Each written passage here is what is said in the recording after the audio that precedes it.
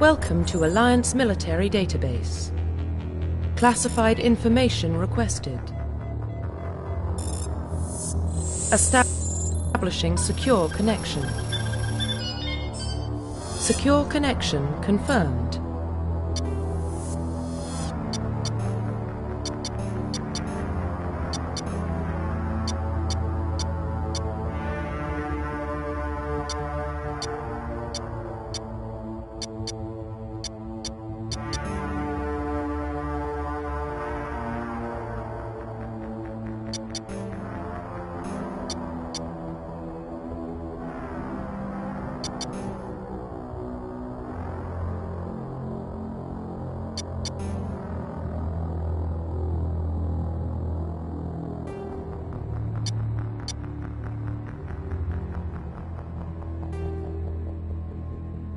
Please log in to access your profile.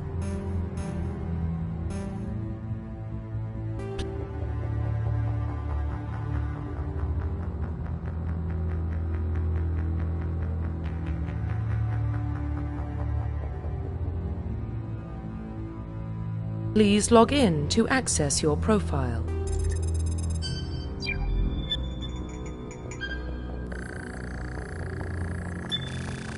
Warning, data corruption detected. Please reconstruct profile. Confirm pre-service history.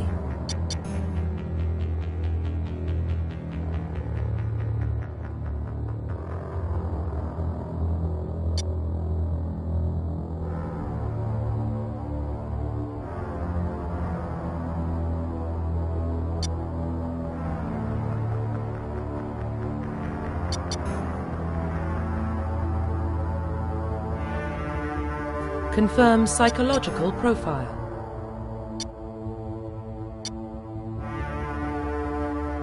Confirm military specialization.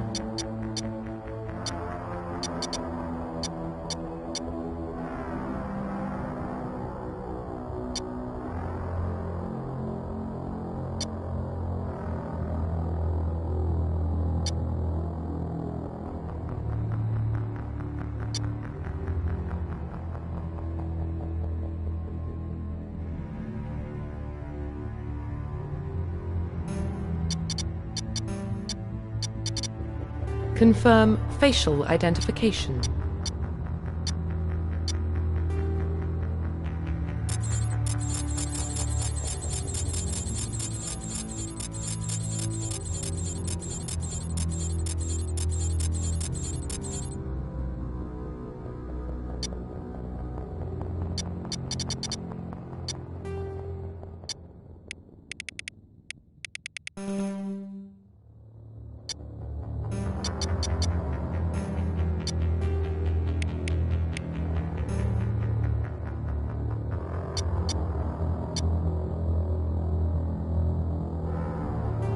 Profile reconstruction complete. Identification confirmed.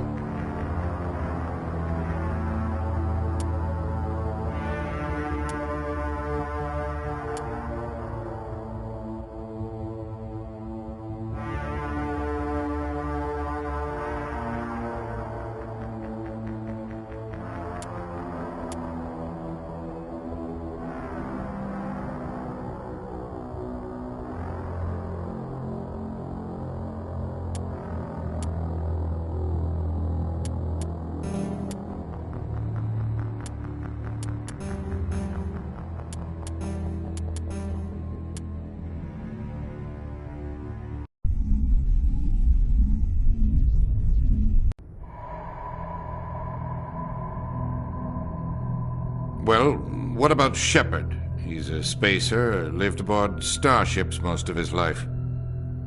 Military service runs in the family. Both his parents were in the Navy. He saw his whole unit die on a cruise. He could have some serious emotional scars.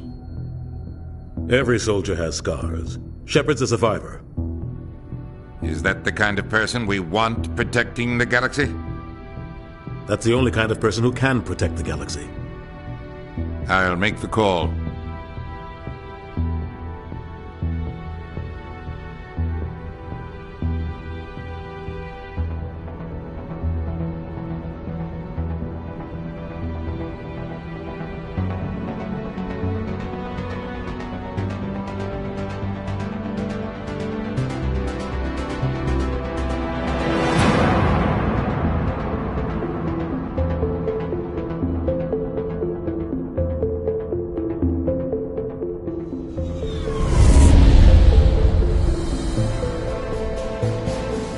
Arcturus Prime relays in range.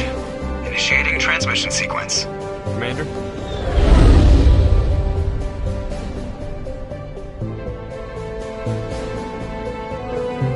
We are connected. Calculating transit mass and destination. The relay is hot, acquiring approach vector. All stations secure for transit.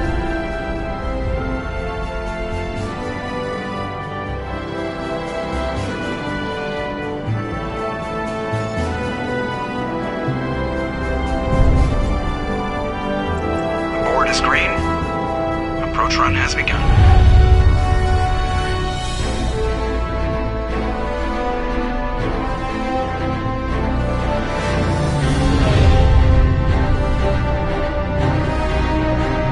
Hitting the relay in 3, 2,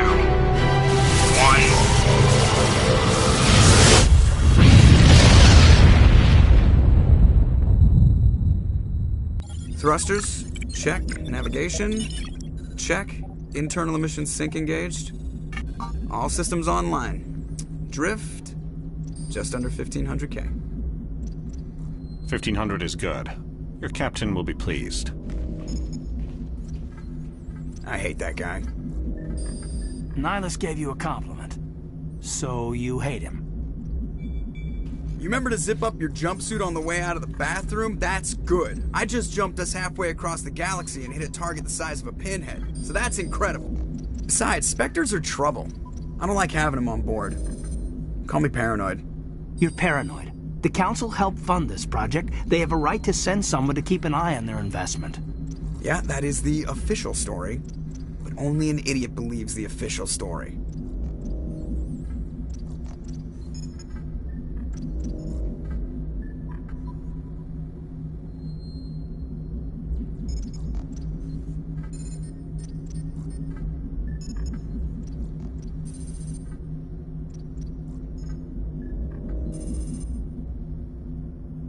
They don't send Spectres on shakedown runs.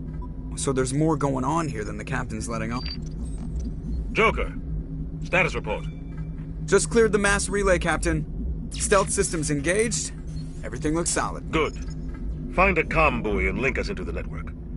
I want mission reports relayed back to Alliance Brass before we reach Eden Prime. Aye, aye, Captain. Better brace yourself, sir. I think Nihilus is headed your way. He's already here, Lieutenant.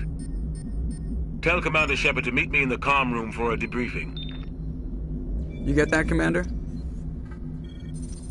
Great. You pissed the captain off, and now I'm going to pay for it. Don't blame me. The captain's always in a bad mood. Only when he's talking to you, Joker.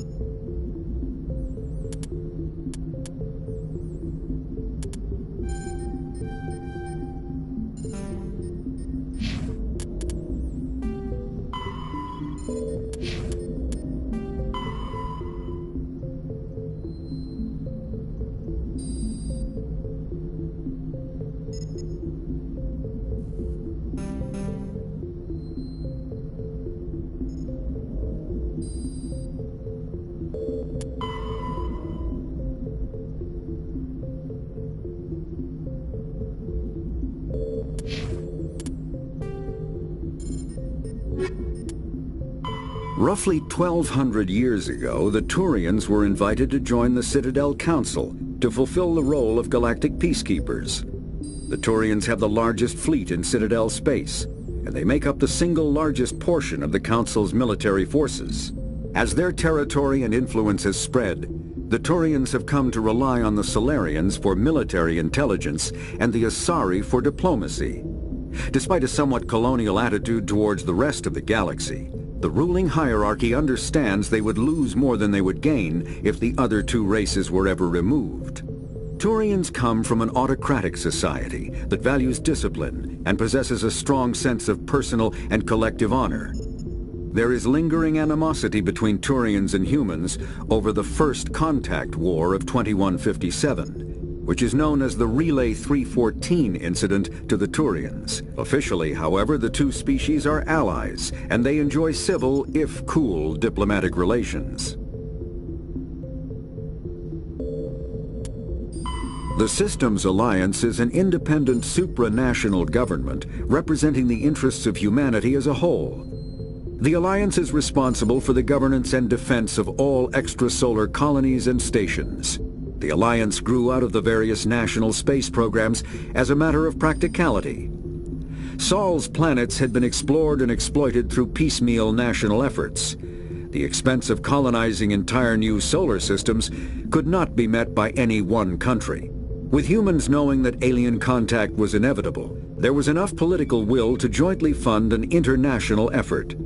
Still, the Alliance was often disregarded by those on Earth until the First Contact War. While the national governments dithered and bickered over who should lead the effort to liberate Shanxi, the Alliance fleet struck decisively. Post-war public approval gave the Alliance the credibility to establish its own parliament and become the galactic face of humanity.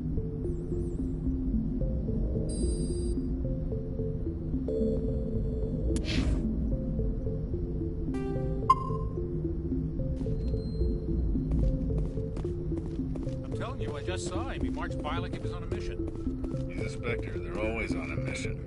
And we're getting dragged, right along with him. Relax, Presley. You're gonna give yourself an ulcer. Congratulations, Commander. Looks like we had a smooth run. You heading down to see the captain? Sounds like you don't trust our Turian guest. Sorry, Commander. Just having a chat with Adams down at Engineering. I didn't mean to cause any trouble. But you have to admit, something's odd about this mission. The whole crew feels it. You think the Alliance brass is holding out on us? If all we're supposed to do is test out the stealth system, why is Captain Anderson in charge? And then there's Nihilus. Spectres are elite operatives, top covert agents. Why send a Spectre, a Turian Spectre, on a shakedown run? It doesn't add up. What do you know about the stealth systems? I just know it masks our location from scans and sensors, cutting-edge technology. The Normandy's the only ship with this prototype drive. But why are we fully staffed? A skeleton crew would be cheaper, less chance of security leaks too. Plus there's Nihilus. It's pretty obvious this shakedown run is just a cover. For what? Damned if I know, Commander. We're out here on false pretenses. I'm not a fan of being left in the dark. Do you have a problem with the captain? No, sir. But I can't figure out what he's doing here. Captain Anderson is one of the most decorated Special Forces officers in the service. If he melted down all his medals, he could make a life-size statue of himself. You don't send a soldier like that on a do-nothing mission. He's treating this shakedown run too seriously. Something big is going on. You don't trust Nihilus? I don't like Turians in general. It runs in my family. My grandfather fought in the First Contact War. Lost a lot of friends when the Turians hit us.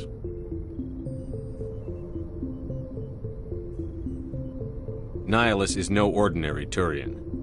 You've got that right, Commander. We're an Alliance vessel, human military, but Nihilus doesn't answer to the captain like the rest of us. Spectres operate outside the normal chain of command. And they don't come along just to observe shakedown runs. Nihilus looks like he's expecting some heavy action. I don't like it. I'll see if I can get some answers when I see him. Good luck, Commander.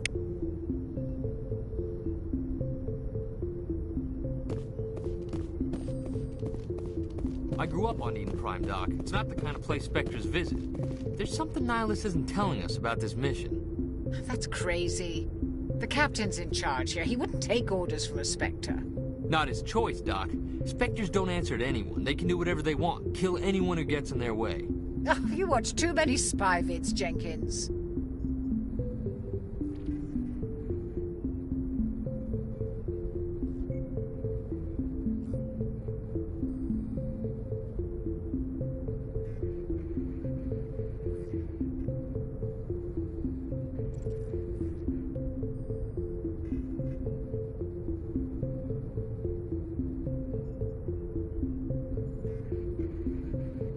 What do you think, Commander? We won't be staying on Eden Prime too long, will we? I'm itching for some real action.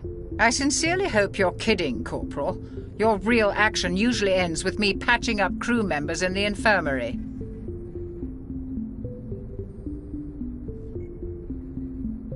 You need to calm down, Corporal. A good soldier stays cool, even under fire. Sorry, Commander, but this waiting's killing me. I've never been on a mission like this before, not one with a Spectre on board.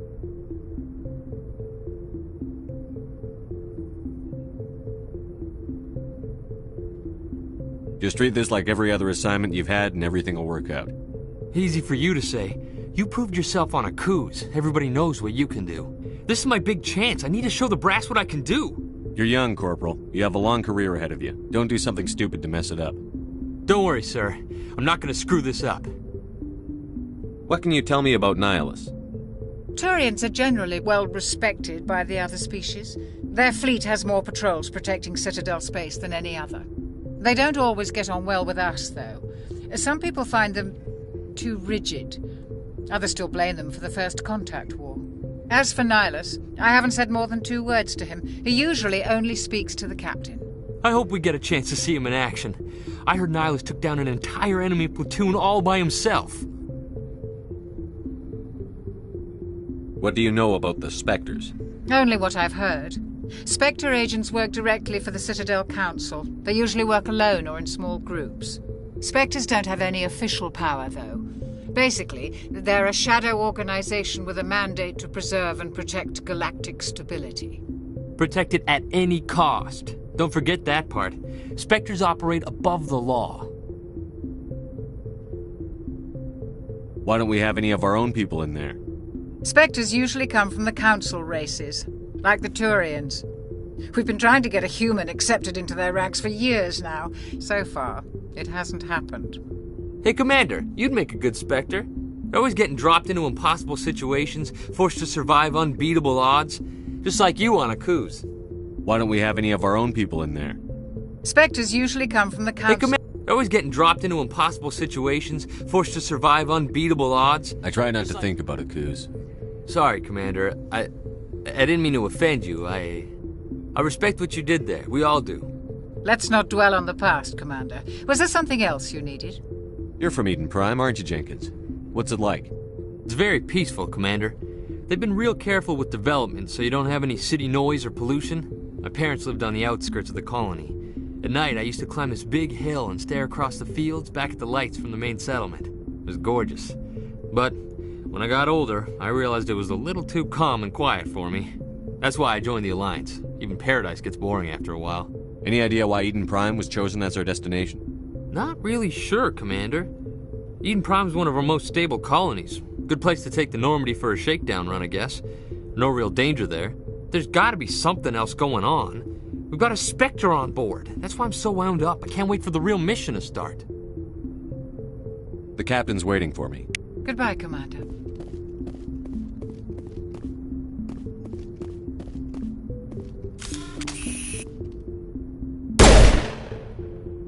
Eat this!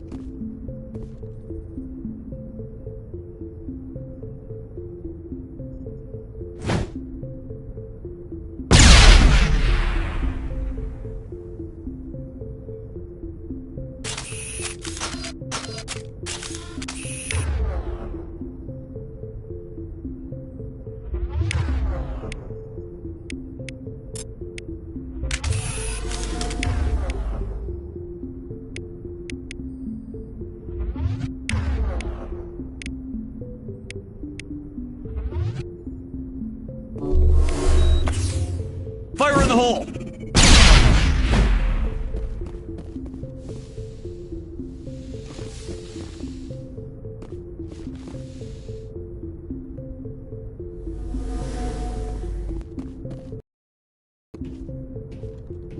Commander Shepard, I was hoping you'd get here first. It will give us a chance to talk. What about? I'm interested in this world we're going to, Eden Prime. I've heard it's quite beautiful. I've never been there. But you know of it. It's become something of a symbol for your people, hasn't it? Proof that humanity can not only establish colonies across the galaxy, but also protect them. But how safe is it, really? Do you know something? Your people are still newcomers, Shepard. The galaxy can be a very dangerous place. Is the Alliance truly ready for this? I think it's about time we told the Commander what's really going on. This mission is far more than a simple shakedown run. I figured there was something you weren't telling us. We're making a covert pickup on Eden Prime. That's why we needed the stealth systems operational. There must be a reason you didn't tell me about this, sir. This comes down from the top, Commander. Information strictly on a need-to-know basis. A research team on Eden Prime unearthed some kind of beacon during an excavation. It was Prothean. I thought the Protheans vanished 50,000 years ago. Their legacy still remains. The mass relays, the Citadel, our ship drives. It's all based on Prothean technology. This is big, Shepard. The last time humanity made a discovery like this, it jumped our technology forward 200 years. But Eden Prime doesn't have the facilities to handle something like this. We need to bring the beacon back to the Citadel for proper study. Obviously, this goes beyond mere human interests, Commander. This discovery could affect every species in Council space.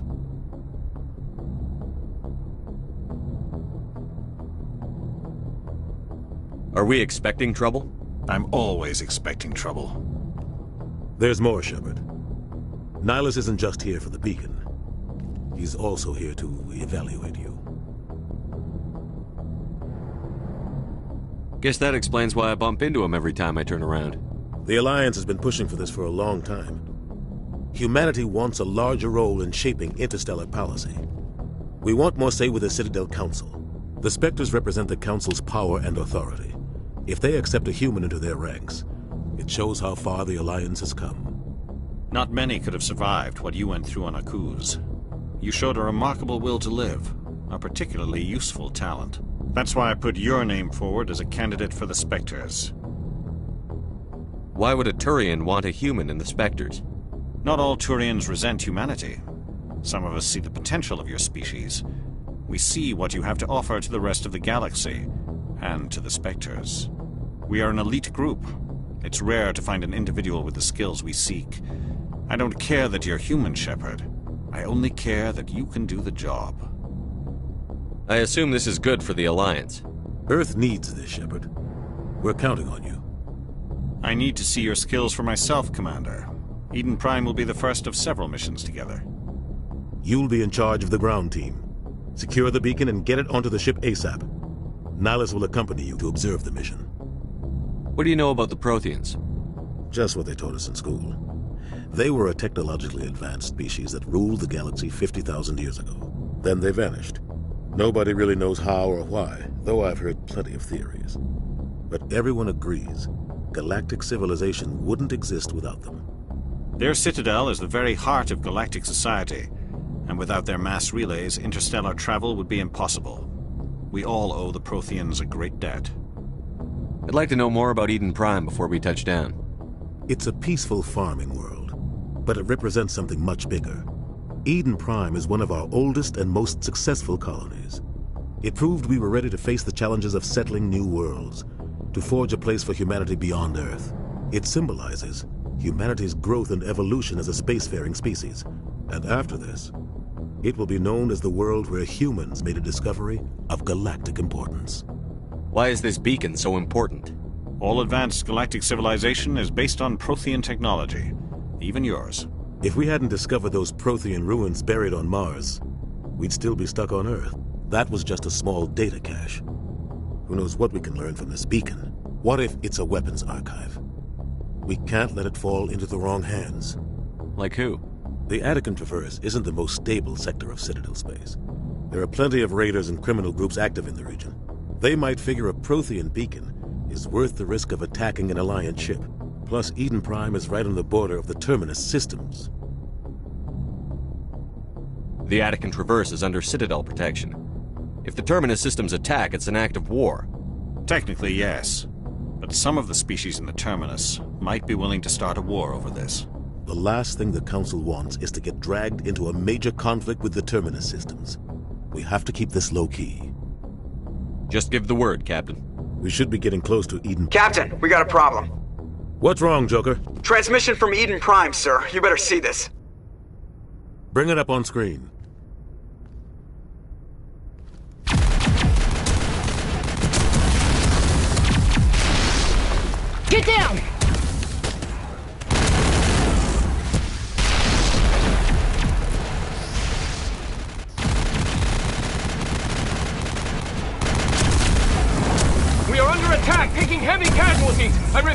Heavy casualties!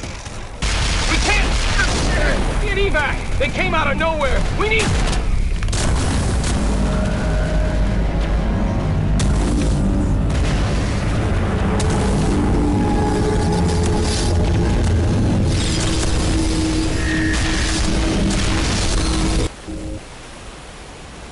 Everything cuts out after that. No comm traffic at all. Just goes dead. There's nothing. Reverse and hold at 38.5.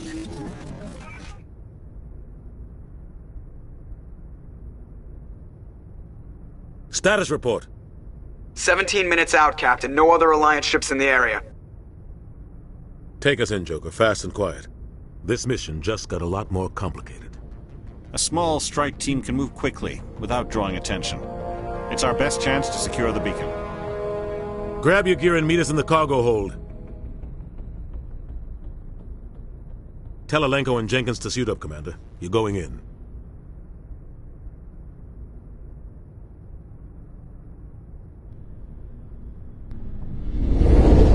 Engaging stealth systems. Somebody was doing some serious digging here, Captain. Your team's the muscle in this operation, Commander. Go in heavy and head straight for the dig site. What about survivors, Captain? Helping survivors is a secondary objective. The beacon's your top priority. Approaching drop point 1. Nihilus, you coming with us? I move faster on my own. Nihilus will scout out ahead. He'll feed you status reports throughout the mission. Otherwise, I want radio silence. We've got his back, Captain. The mission's yours now, Shepard. Good luck! We are approaching drop point 2.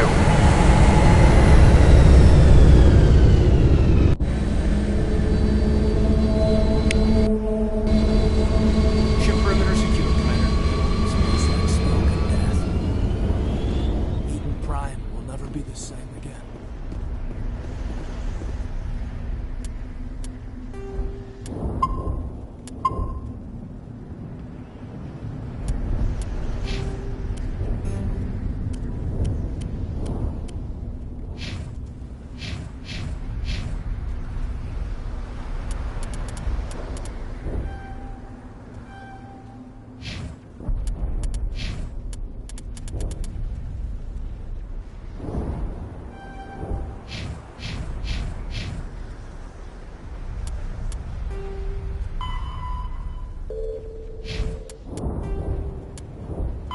$50,000 years ago, the Protheans were the only spacefaring species in the galaxy.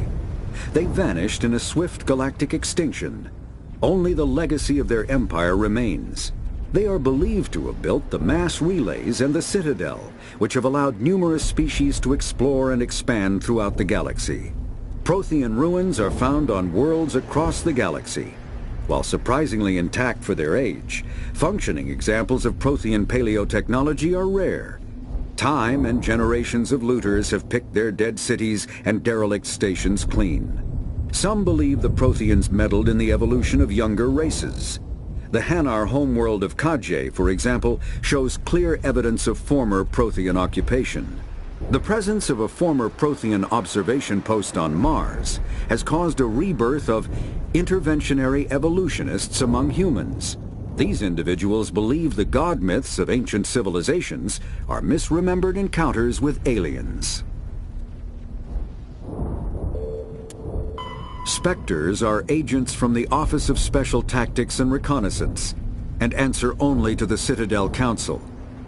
They are elite military operatives, granted the authority to deal with threats to peace and stability in whatever way they deem necessary.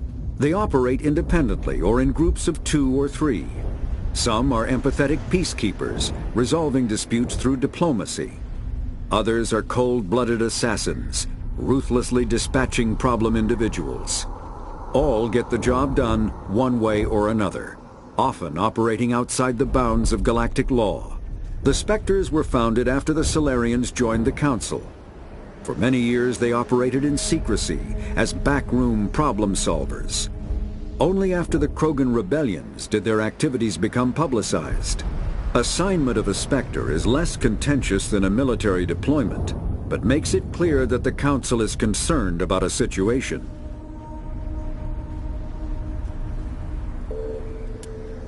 Humanity's first contact with an alien race occurred in 2157. At that time, the Alliance allowed survey fleets to activate any dormant mass relays discovered, a practice considered dangerous and irresponsible by Council-aligned races. When a Turian patrol discovered a human fleet attempting to activate a relay, they attacked. One human vessel survived, retreating to the colony of Shanxi. The Turians followed, quickly defeating the local forces. Shanxi was occupied, the first and to date only human world to be conquered by an alien species. The Turians believed the handful of ships they defeated represented the bulk of human defenses, so they were unprepared when the Second Fleet, under Admiral Castany Drescher, launched a strong counter-offensive, evicting them from Shanxi. The Turians mobilized for full-scale war, drawing the attention of the rest of the galaxy. The Council quickly intervened, forcing a truce.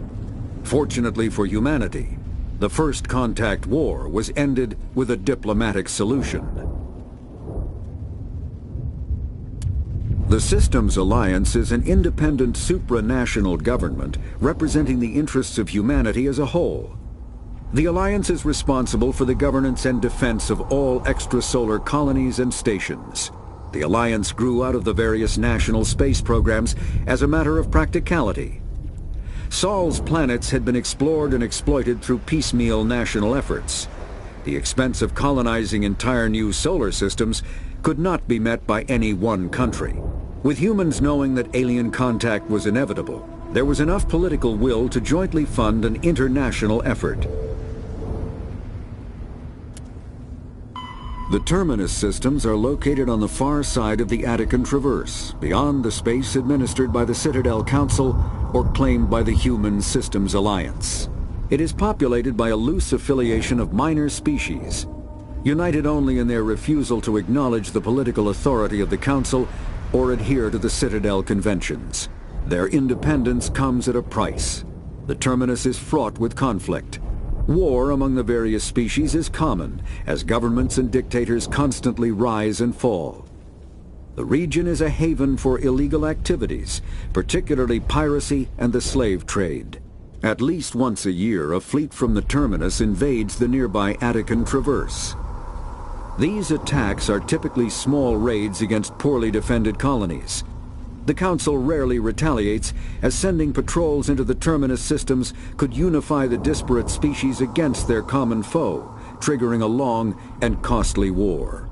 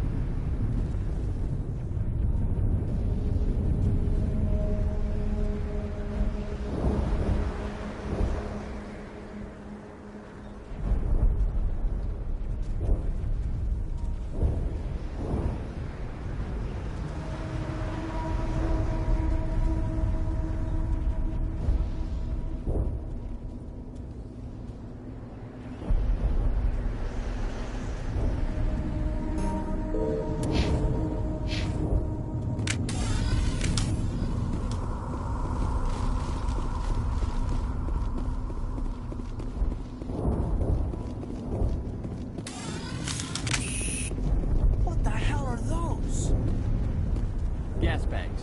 Don't worry, they're harmless. Hostile spotted!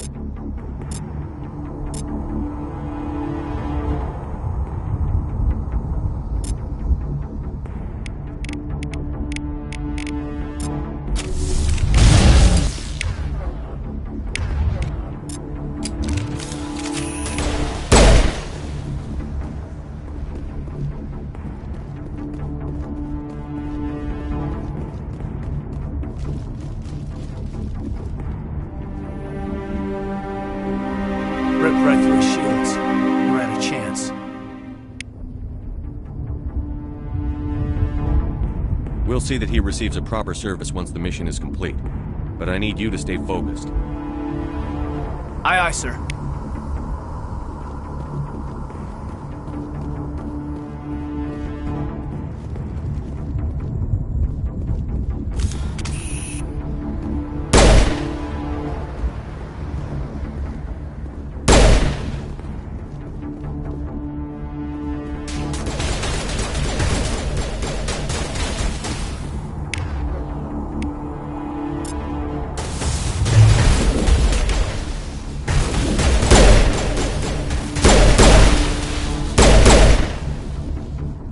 Got some burned out buildings here, Shepard. A lot of bodies.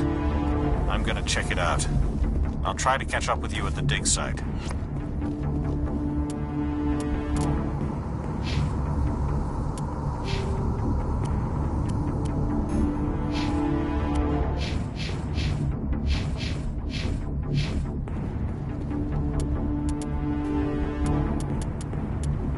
Kinetic barriers, more commonly called shields, provide protection against most mass accelerator weapons.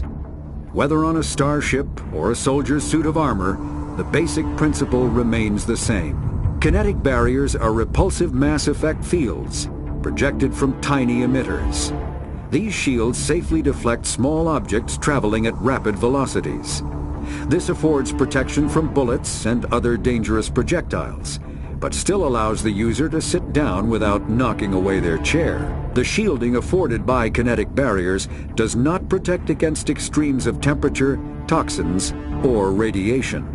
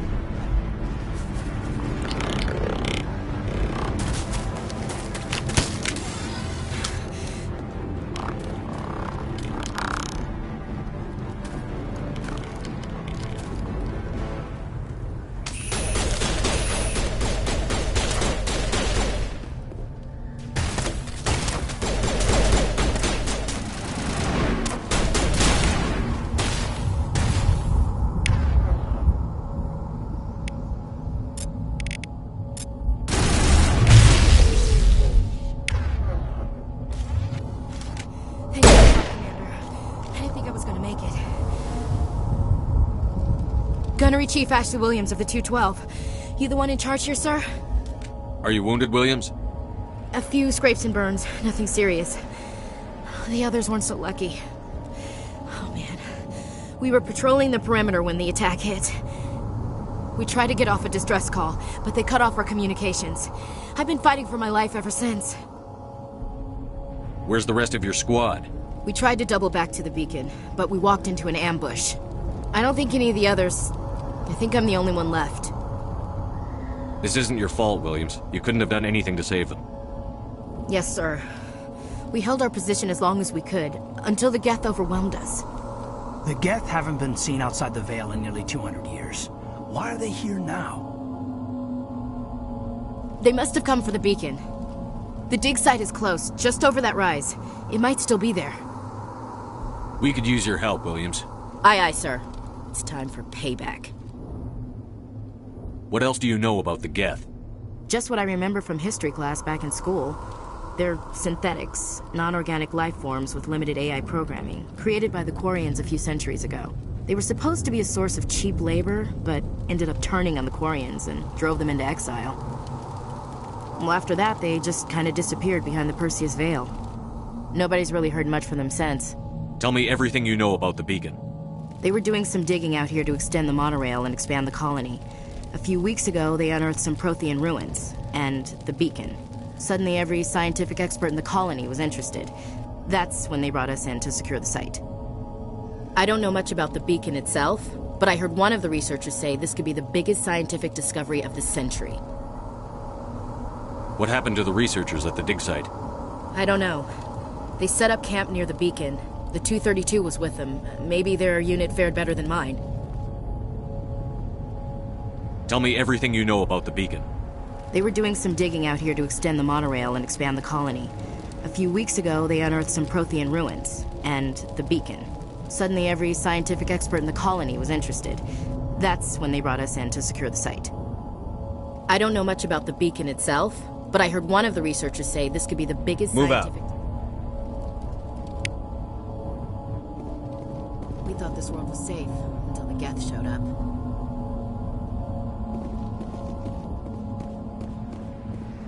The beacon's at the far end of this trench.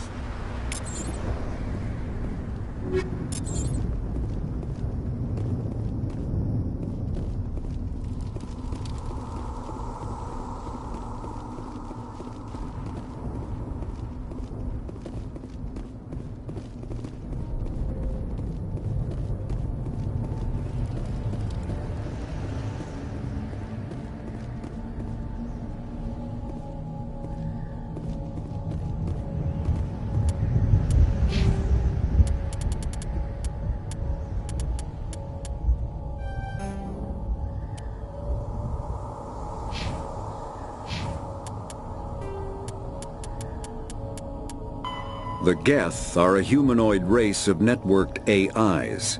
They were created by the Quarians 300 years ago as tools of labor and war. When the Geth showed signs of self-evolution, the Quarians attempted to exterminate them. The Geth won the resulting war. This example has led to legal, systematic repression of artificial intelligences in galactic society. The Geth possess a unique distributed intelligence. An individual has rudimentary animal instincts, but as their numbers and proximity increase, the apparent intelligence of each individual improves. In groups, they can reason, analyze situations, and use tactics, as well as any organic race. Geth space is located at the trailing end of the Perseus Arm, beyond the lawless Terminus systems.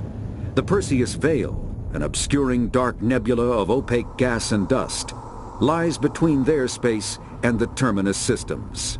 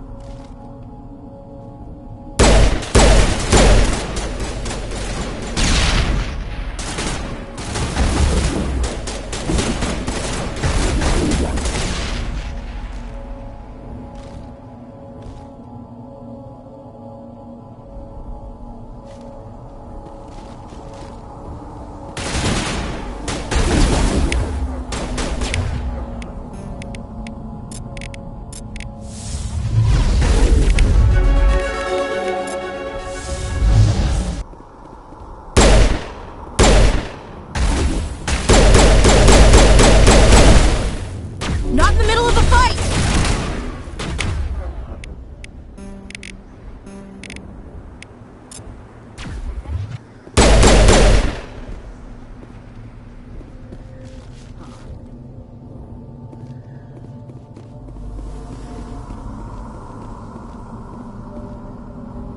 This is the dig site. The beacon was right here. It must have been moved. By who? Our side or the Geth? Hard to say. Maybe we'll know more after we check out the research camp. You think anyone got out of here alive? If they were lucky. Maybe hiding up in the camp. It's just on the top of this ridge, up the ramps. Impaling victims instead of just... Change of plans, Shepard. There's a small spaceport up ahead. I want to check it out. I'll wait for you there.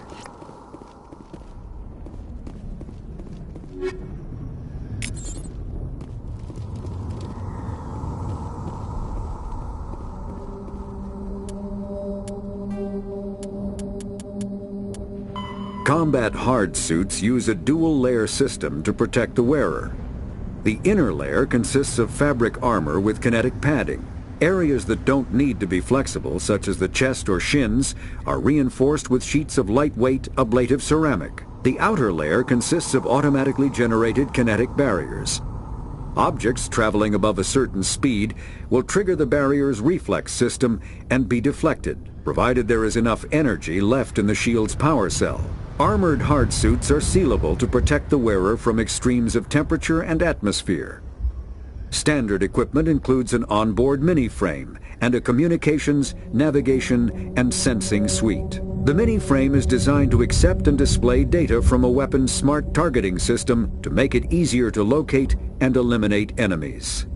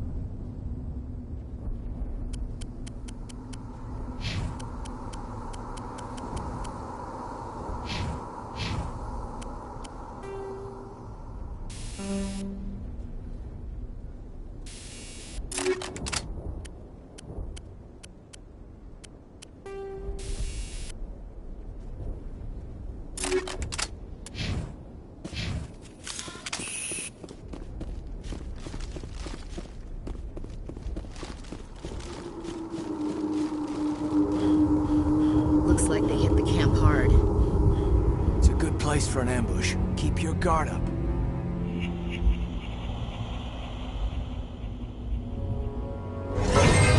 Oh god, they're still alive! What did the Geth do to them?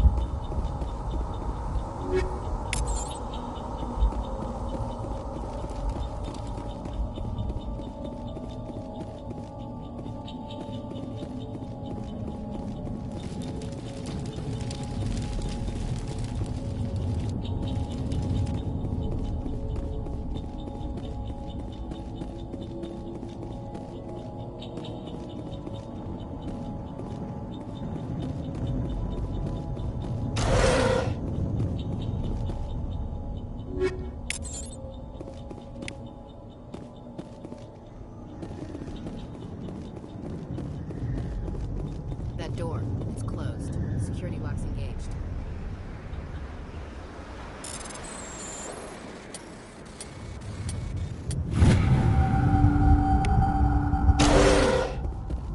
Humans. Thank the Maker.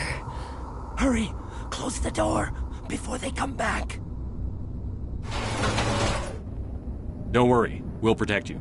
Thank you. I think we'll be okay now. It looks like everyone's gone. You're Dr. Warren, the one in charge of the excavation. Do you know what happened to the beacon? It was moved to the spaceport this morning. Manuel and I stayed behind to help pack up the camp. When the attack came, the Marines held them off long enough for us to hide. They gave their lives to save us. No one is saved. The age of humanity is ended. Soon, only ruin and corpses will remain. What else can you tell me about the attack? It all happened so fast. 1 second we were gathering up our equipment. The next we were hiding in the shed while the Geth swarmed over the camp. Agents of the Destroyers. Bringers of darkness. Heralds of our extinction. We could hear the battle outside. Gunfire, screams. I thought it would never end. Then everything went quiet.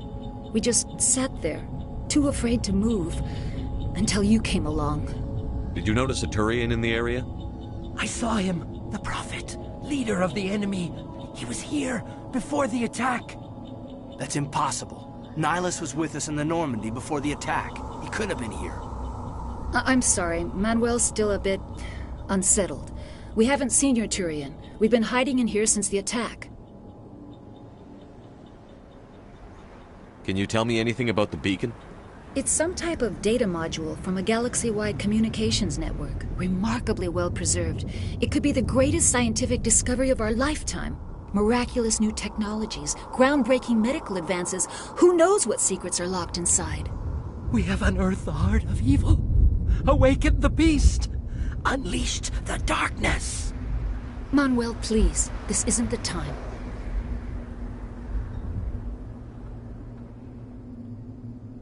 What's wrong with your assistant? Manuel has a brilliant mind, but he's always been a bit unstable. Genius and madness are two sides of the same coin.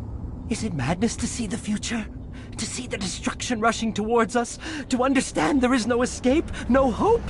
No. I am not mad. I'm the only sane one left. I gave him an extra dose of his meds after the attack. Williams, take us to the spaceport. You can't stop it. Nobody can stop it. Night is falling. The darkness of eternity. Hush, Manuel. Go lie down. You'll feel better once the medication kicks in.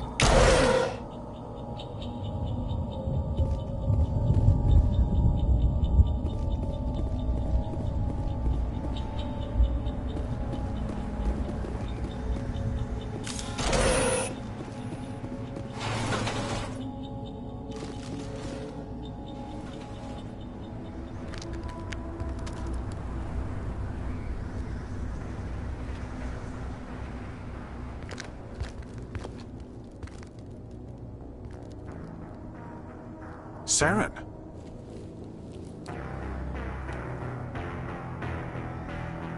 Nihilus. This isn't your mission, Saren. What are you doing here? The Council thought you could use some help on this one. I wasn't expecting to find the Geth here. The situation's bad. Don't worry. I've got it under control.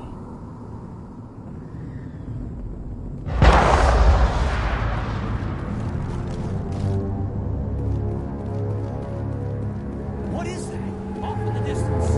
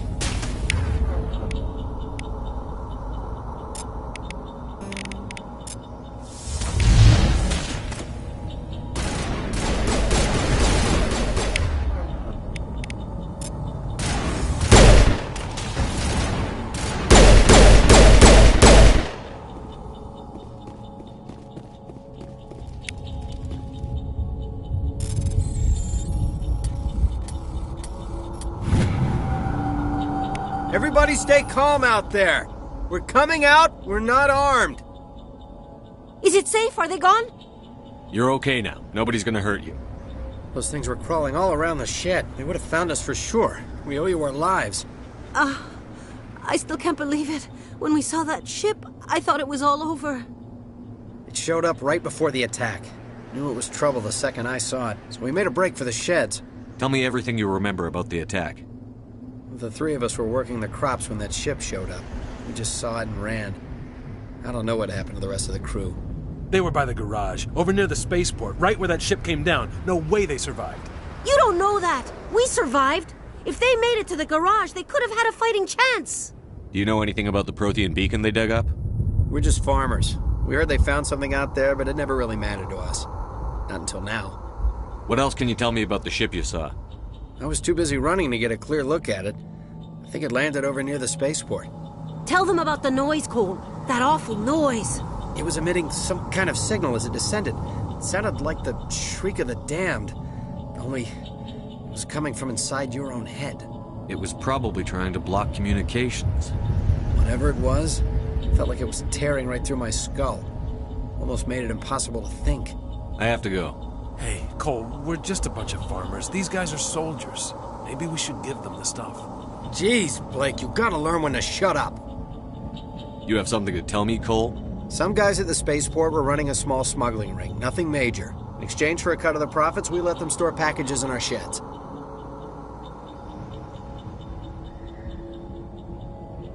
What kind of packages? I found a pistol. Figured it would come in handy if those things came back. But you'll probably get more use out of it than we will. We're risking our lives to save this colony. You sure there's nothing else in here that could help us out? Yeah, there's one more thing.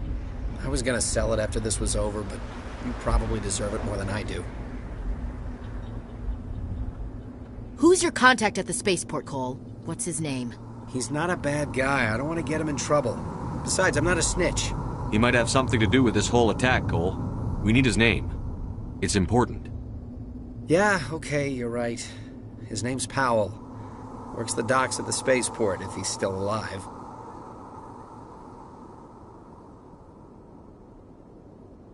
I have to go. Good luck.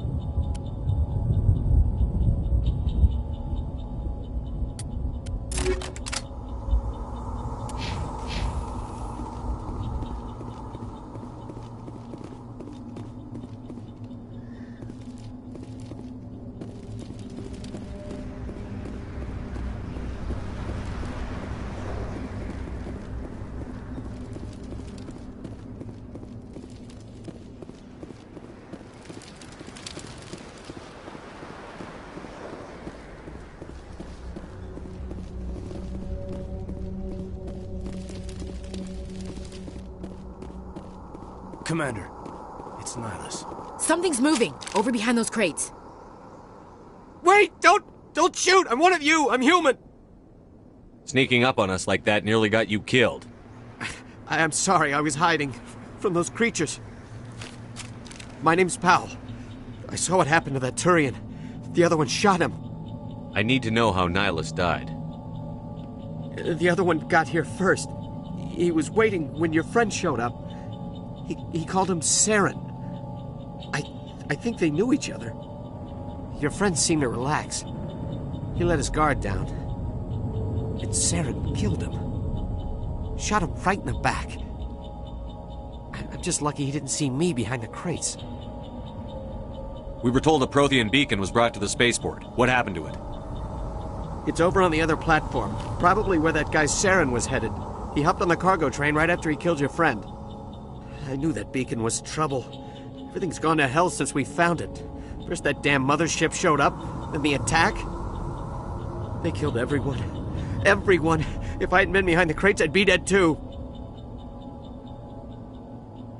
How come you're the only one who survived? Why didn't anyone else try to hide behind the crates? They never had a chance. I was already behind the crates when the attack started. Wait a minute. You were hiding behind the crates before the attack? Sometimes I need a nap to get through my shift. I sneak off behind the crates to grab 40 winks where the supervisor can't find me. You survived because you're lazy? If you hadn't snuck off for that nap, you'd probably be dead just like all the others. Yeah, I guess. I don't really want to think about it.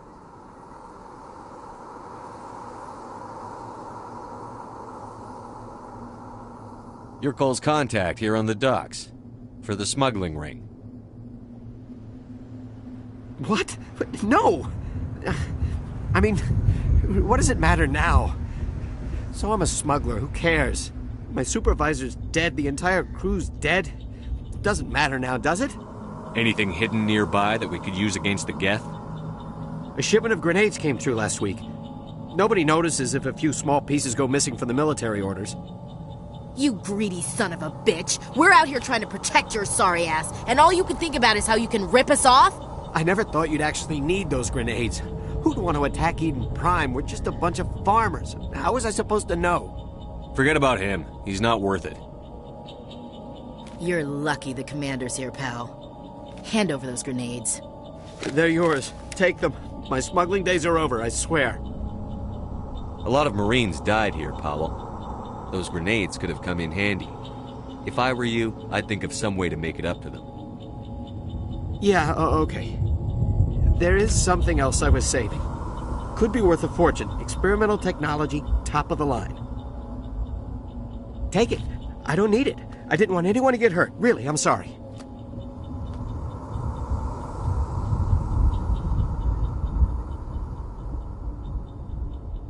Tell me about this mothership you saw.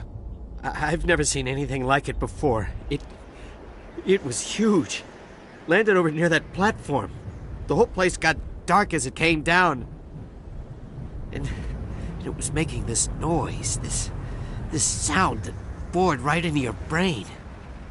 That's what woke me up. The attack came a few minutes later. We need to find that beacon before it's too late. Take the cargo train. That's where the other Turian went. I can't stay here. I need to get away from all this.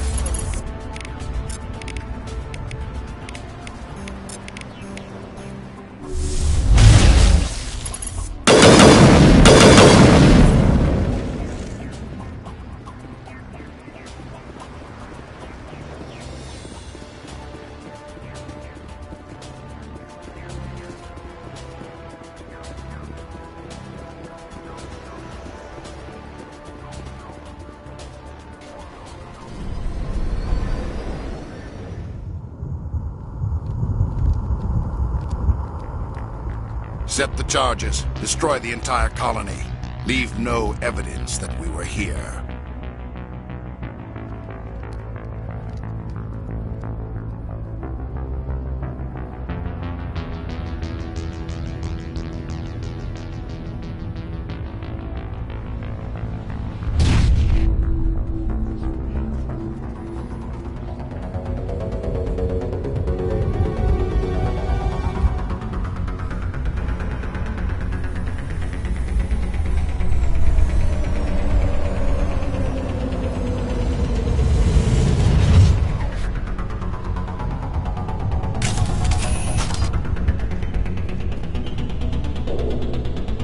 Demolition charges. The Geth must have planted them. Hurry! We need to find them all and shut them down.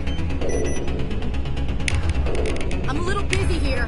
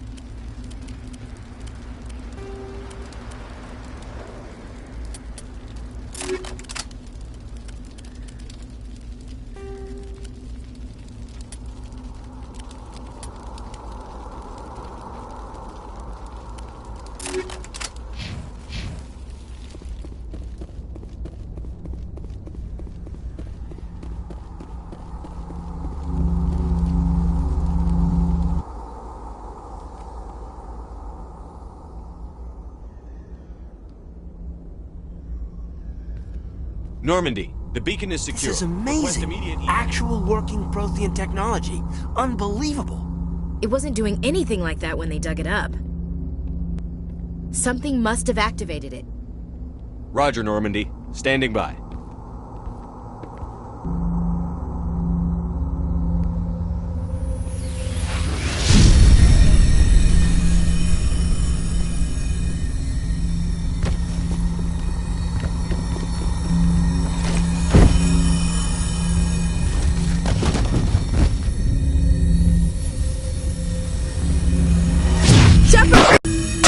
No, don't touch it! Too damn!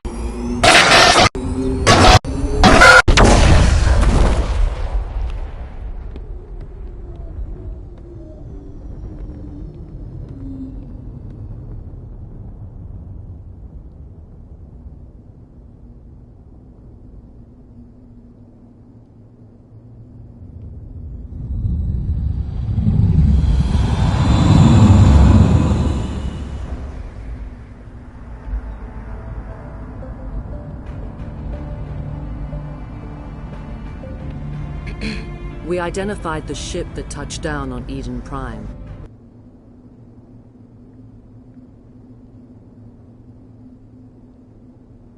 The Normandy, a human alliance vessel. It was under the command of Captain Anderson. They managed to save the colony. And the beacon. One of the humans may have used it.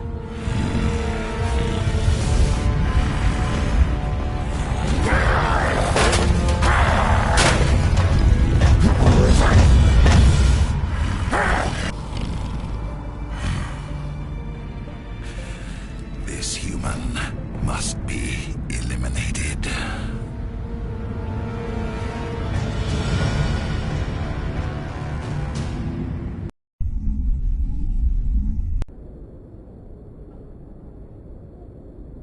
Dr. Chakwas, I think he's waking up.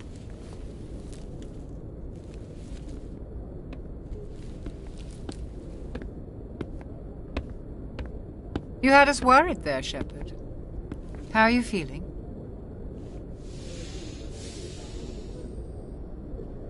How did I end up here? How long was I out? About 15 hours. Something happened down there with the beacon, I think. It's my fault. I must have triggered some kind of security field when I approached it. You had to push me out of the way. You had no way to know what would happen. Actually, we don't even know if that's what set it off. Unfortunately, we'll never get the chance to find out. The beacon exploded. A system overload, maybe. The blast knocked you cold. The lieutenant and I carried you back here to the ship.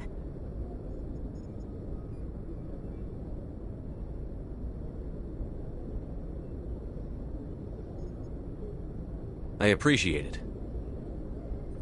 Physically, you're fine. But I detected some unusual brain activity. Abnormal beta waves. I also noticed an increase in your rapid eye movement. Signs typically associated with intense dreaming. I saw... I'm not sure what I saw. Death? Destruction? Nothing's really clear. I better add this to my report. It may... Oh, Captain Anderson. How's our XO holding up, Doctor? Well, all the readings look normal. I'd say the commander's going to be fine. Glad to hear it. Shepard, I need to speak with you. In private. Aye, Captain. I'll be in the mess if you need me. Sounds like that beacon hit you pretty hard, Commander. Are you sure you're okay? I don't like soldiers dying under my command. Jenkins wasn't your fault. You did a good job, Shepard. Chief Williams isn't part of the Normandy crew. I figured we could use a soldier like her. She's been reassigned to the Normandy. Williams is a good soldier. She deserves it. Lieutenant Alenko agrees with you. That's why I added her to our crew. Intel dropped the ball, sir. We had no idea what we were walking into down there. That's why things went to hell. The Geth haven't been outside the Veil in 2 centuries, Commander. Nobody could have predicted this. You said you needed to see me in private, Captain? I won't lie to you, Shepard. Things look bad. Nihilus is dead. The beacon was destroyed and Geth are invading. The Council's going to want answers. I didn't do anything wrong, Captain. Hopefully the Council can see that. I'll stand behind you and your report, Shepard. You're a damned hero in my books. That's not why I'm here. It's Saren, that other Turian. Saren's a Spectre, one of the best, a living legend. But if he's working with the Geth, it means he's gone rogue. A rogue Spectre's trouble. Saren's dangerous, and he hates humans. Why? He thinks we're growing too fast, taking over the galaxy. A lot of aliens think that way. Most of them don't do anything about it. But Saren has allied himself with the Geth. I don't know how, I don't know why. I only know it had something to do with that beacon. You were there just before that beacon self-destructed. Did you see anything? Any clue that might tell us what Saren was after? Just before I lost consciousness, I had some kind of vision. A vision? A vision of what? I saw synthetics. Geth, maybe. Slaughtering people. Butchering them. We need to report this to the Council, Shepard. What are we gonna tell them? I had a bad dream? We don't know what information was stored in that beacon. Lost Prothean technology? Blueprints for some ancient weapon of mass destruction? Whatever it was. Saren took it. But I know Saren. I know his reputation is politics. He believes humans are a blight on the galaxy. This attack was an act of war. He has the secrets from the beacon. He has an army of Geth at his command, and he won't stop until he's wiped humanity from the face of the galaxy.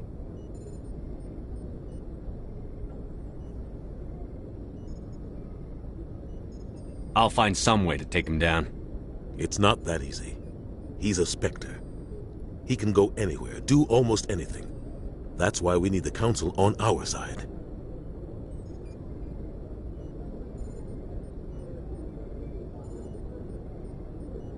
We prove Saren's gone rogue, and the Council will revoke his Spectre status. I'll contact the Ambassador, and see if he can get us an audience with the Council. He'll want to see us as soon as we reach the Citadel. We should be getting close. Head up to the bridge and tell Joker to bring us into dock.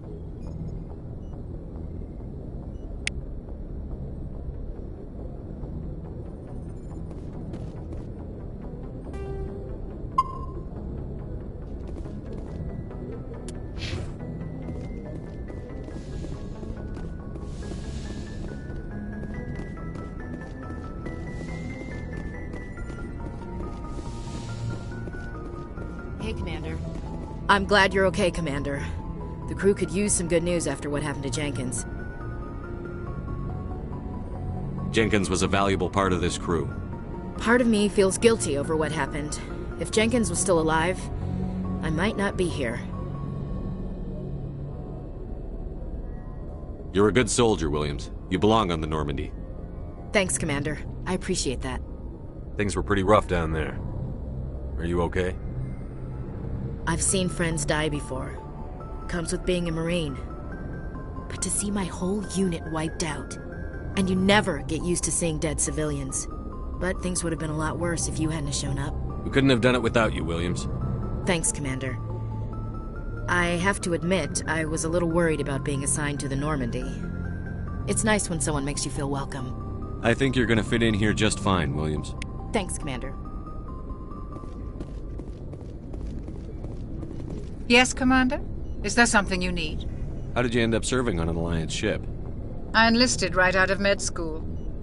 Earth always seemed boring to me. Too safe, too secure. I figured the colonies were teeming with exotic adventure.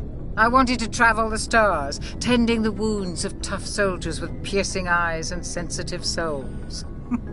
Turns out military life isn't quite as romantic as I'd imagined. But humanity needs the Alliance if we want to keep expanding through the Traverse, and the Alliance always needs good doctors. So I stayed on to do my part.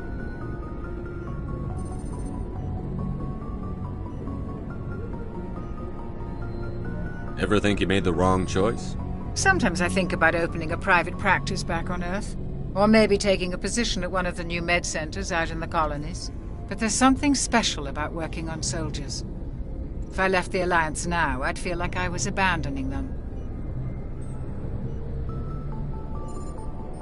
What do you know about Captain Anderson? I've served with him for a few tours now. He knows when to let things slide and when to crack the whip. The crew knows he's seen pretty much anything they'll ever run into. And he cares about the people under his command.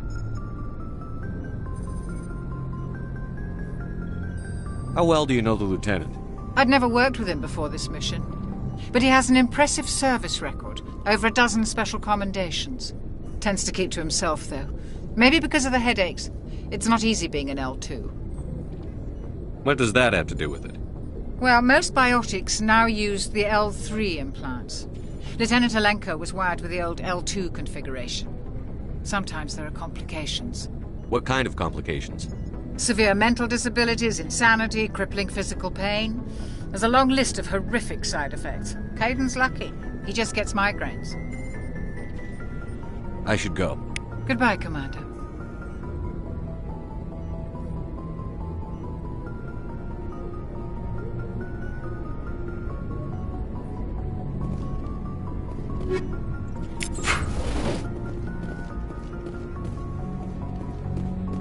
Glad to see you're okay, Commander.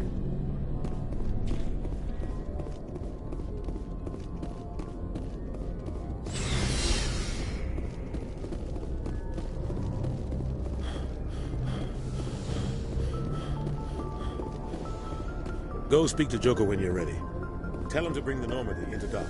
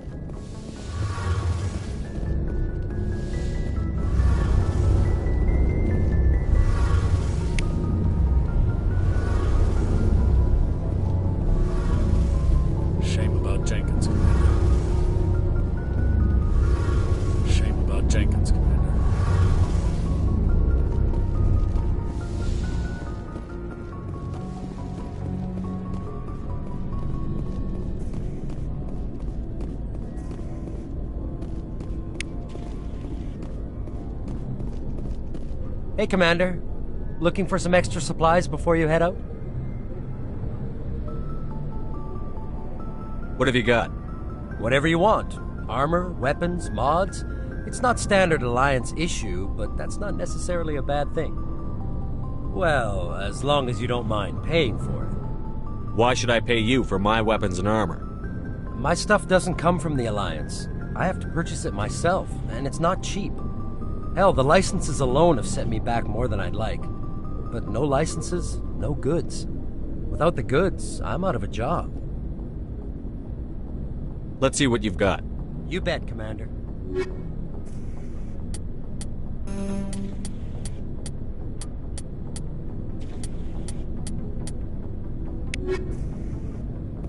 Looking for supplies? How often will you get new items? Well, that depends on how many licenses you've purchased. But I'll rotate items on a regular basis regardless. And anytime we land someplace with a big enough port, I'll buy, sell, and trade whatever I can. Check back often. I need to move items quickly, so only the most basic items will be stocked consistently. What are licenses? Why do you need them? Manufacturers sell licenses. Each license allows me to buy and sell a certain brand of products. I already have several basic ones, but you'll need to buy more if you want me to bring in different brands.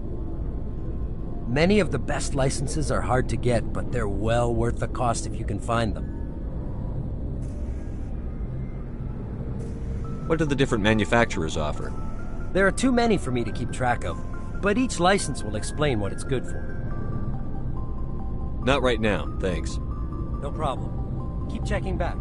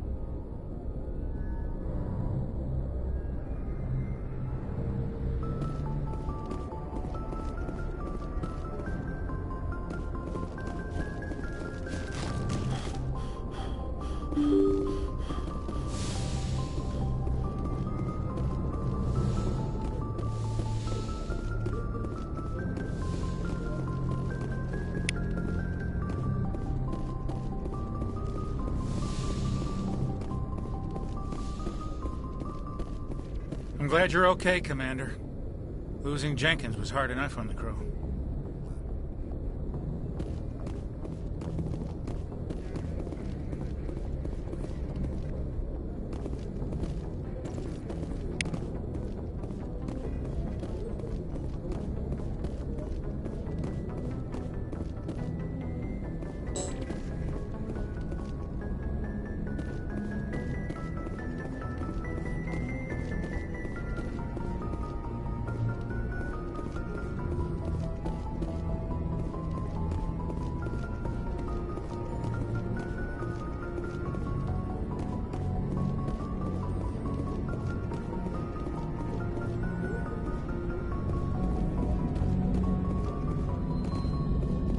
Good timing, Commander. I was just about to bring us into the Citadel. See that taxpayer money at work.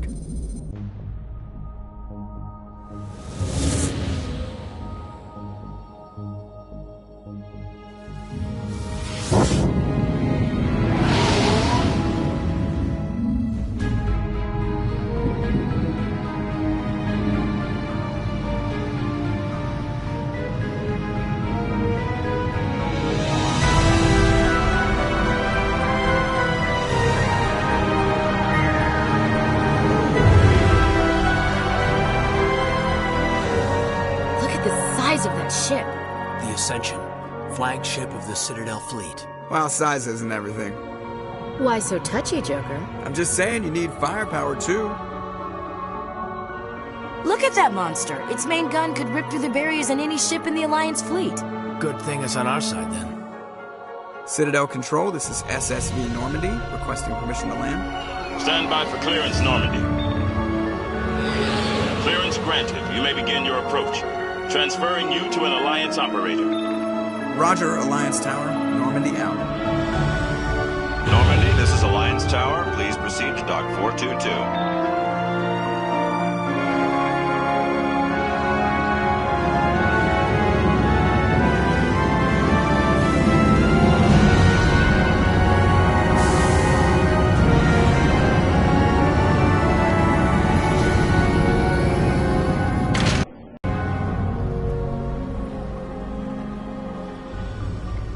This is an outrage!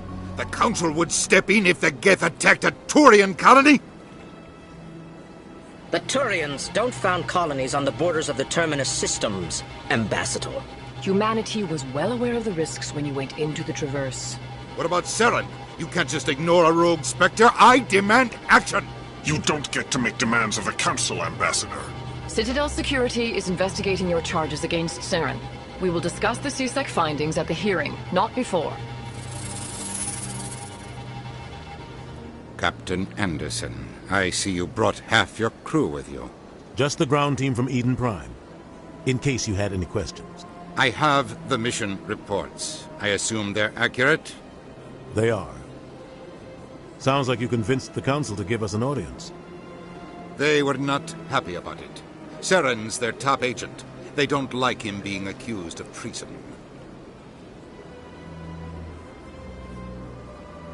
Saren's a threat to every human colony out there.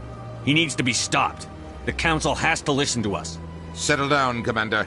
You've already done more than enough to jeopardize your candidacy for the Spectres. The mission on Eden Prime was a chance to prove you could get the job done. Instead, Nihilus ended up dead and the beacon was destroyed. That's Saren's fault, not his. Then we better hope the CSEC investigation turns up evidence to support our accusations. Otherwise, the Council might use this as an excuse to keep you out of the Spectres. Come with me, Captain. I want to go over a few things before the hearing. Shepard, you and the others can meet us at the Citadel Tower, top level. I'll make sure you have clearance to get in. And that's why I hate politicians.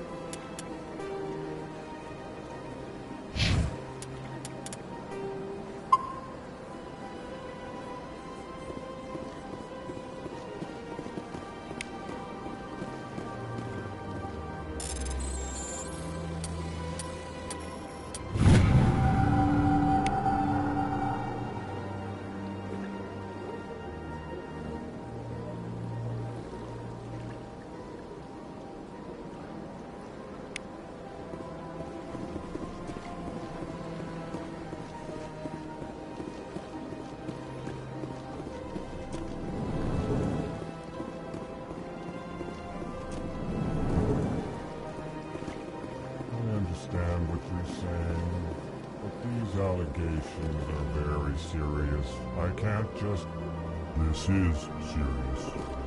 My reputation is at stake. I spoke with the consul in confidence, and she betrayed that confidence. All right. I will look into it for you. In the meantime, do not do anything rash. Hello there, human. Sincere apology. But I am here on business and cannot be distracted right now. You seem distressed. Is there something I can do to help? Alarmed response. You overheard that, did you? This is all going so wrong. And it is the Asari consort's fault. She's the one who started all this. What did this Asari do to get you so upset? I cannot speak more about this problem. It is too sensitive.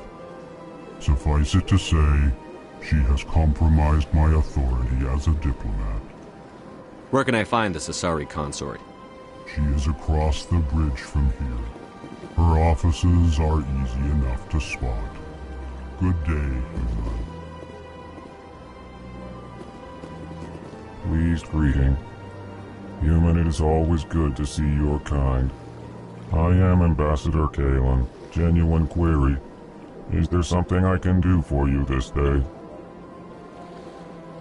Why do you explain what you're about to say? Our people communicate less through words and more through scent and slight movements.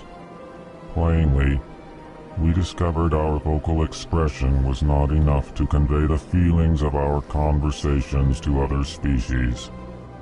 Why do you bother, Kalen? These Earth Clan don't really care about our ways. Remorseful response, Din.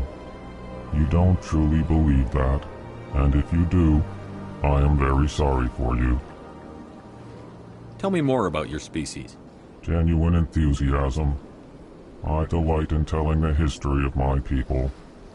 It is agreeable to share our culture with others. Tell me about the history and origins of the Elcor. The Elcor were just beginning to explore Council space when the Asari first made contact with us. With their help, we discovered the relay closest to our system, and from there the Citadel. Proudly, within one lifetime we established a regular route to the Citadel, and quickly became one of the more active species living on this great station. I'd like to know more about the culture of the Elcor. Frankly, we Elcor prefer the safety and familiarity of our own colonies to the confines of space travel. Our society is built on small, tight-knit groups. Though we are always welcoming to outsiders, our government tends to be very stable. Our people are not very comfortable with sudden changes. What do you do here? Modestly, I work to bring the problems and the requests of the Elcor groups to the attention of the Council. Ha! They only give us these positions to keep us quiet. The Council doesn't care about our races. Chastising rebuke. Your tone is inappropriate, Din. This human is not to blame for your malcontent or your misconceived suspicions. Goodbye, Ambassador. Sincere farewell. Good day to you, human. Enjoy your time on the Citadel. Earth Clan, you are in the wrong place, I think. Your ambassador is next door in the large office. Chastising remark. Don't be so rude, Din. At least introduce yourself.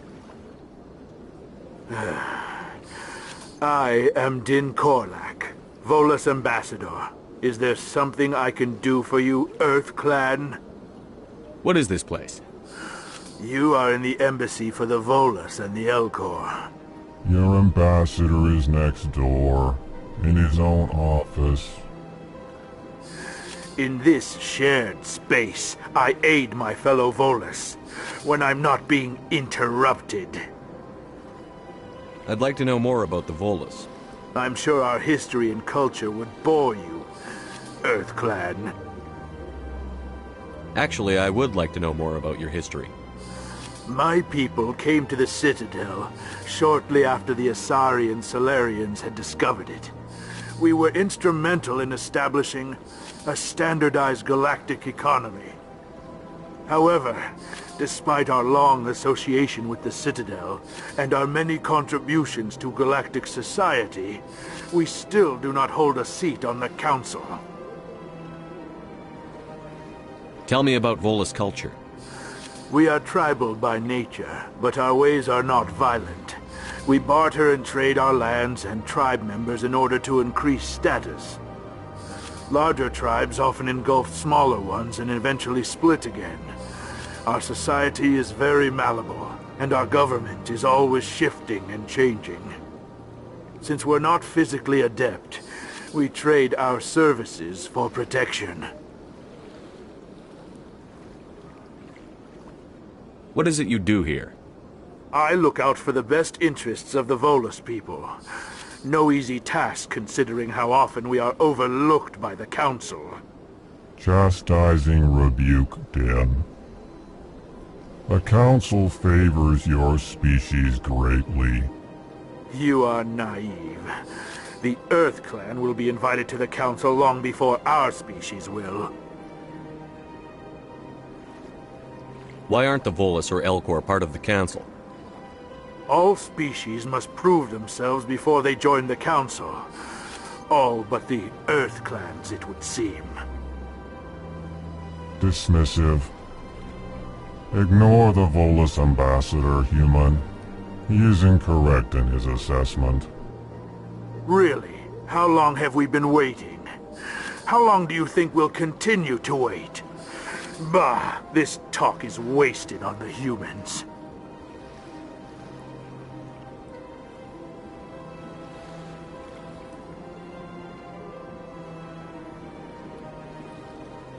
You seem to have a bit of a chip on your shoulder, Din. You humans are new to the Citadel, and yet the Council has granted you great favor. Chastising rebuke, Din. Your species has always been granted many concessions. Volus territory has expanded tenfold since coming to the Citadel. Details. We still have no real say in the decisions that affect Citadel space. Goodbye, Ambassador. Yes. Good day, Earth Clan.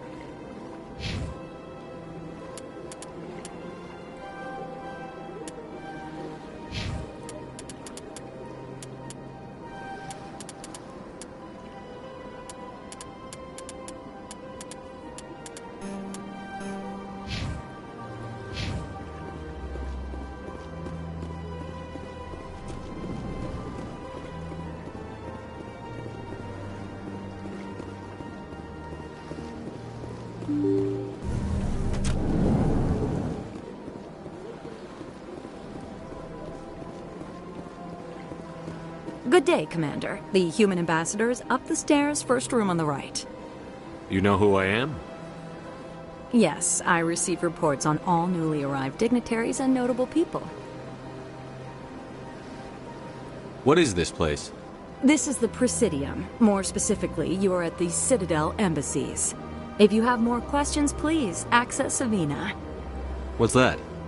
Oh, Avina is the virtual guide for the Citadel. Feel free to access the terminal yourself. What's your name? What do you do here? My name is Safiria. I'm the administrative assistant for the embassies. You seem to be distracted. The embassies are the hub of all Citadel politics. When you represent trillions of citizens, it tends to get a little busy. I should be going now. Have a pleasant day. Welcome to the Presidium. Allow me to be your guide. Greetings and welcome to the Presidium. My name is Avina, and I am pleased to be your virtual guide throughout this level of the Citadel space station.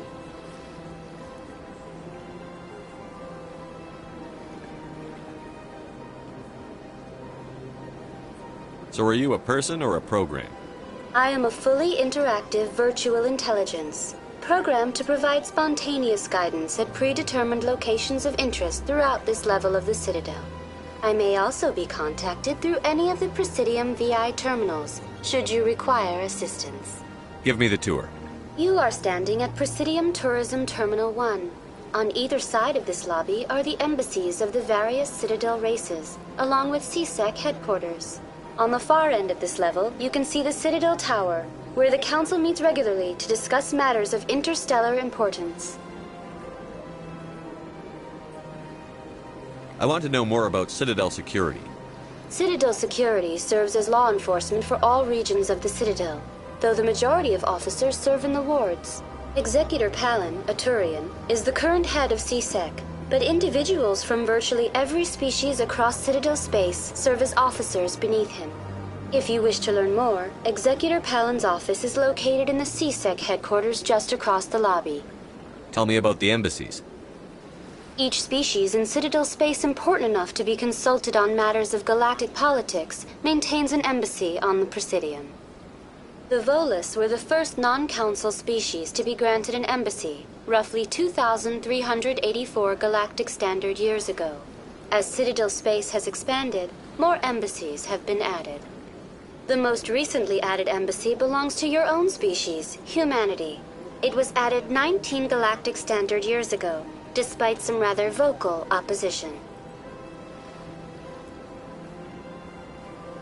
Why were people trying to keep my species out? Some species felt humanity was given preferential treatment. It often takes a century or more before a new species is granted an embassy. The Council gave a great deal of thought to this matter. In the end, they decided humanity's impact on Citadel space was significant enough to warrant an embassy. Do you agree with their decision? I am not programmed to make that kind of qualified judgment. My code is limited to information and simple interaction simulations. How come the Volus were the first species given an embassy? In the early years following the formation of the Council, the Volus were, apart from the Asari and Salarians, the most populous and widespread species in Citadel space. They established many new colonies and trading outposts, and they petitioned the Council for a greater role in determining interstellar policy. In recognition of their work to expand interstellar trade and establish a standardized galactic economy, the Volus were granted an embassy here on the Citadel. Why weren't they made a council race? The Council races have extensive responsibilities. They must provide personnel and ships for the Citadel fleets. They often provide economic aid in times of disaster. It would be unfair to demand such an enormous burden of a species unable to meet these obligations. The embassies allow lesser species to have a voice on the Citadel. That's pretty damn arrogant. I apologize if my personality has offended you. Please submit all formal complaints in writing to the Citadel Tourist and Visitor Board. Do you know anything about Spectres? The term Spectre is derived from the branch of Special Tactics and Reconnaissance. Each Spectre agent is handpicked by the Council. Their primary role is preserving galactic stability and resolving volatile situations that cannot be handled through normal political channels. In this role, they are granted extraterritorial rights and jurisdictions. Spectres answer to no law or authority except the Council itself.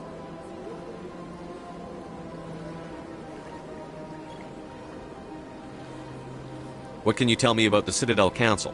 Originally, the Council consisted of representatives from the Asari and Salarians, the two dominant species in Citadel space. Roughly 1,304 galactic standard years ago, Turians were invited to join the Council in recognition of the role they played during the Krogan Rebellion. Since then, the three Council races have worked together to ensure the peaceful coexistence of the galactic community, while preserving individual autonomy for each species. It can't be as simple as that. There must be problems somewhere in the system. I am not programmed to make that kind of qualified judgment. My code is limited to information and simple interaction simulations.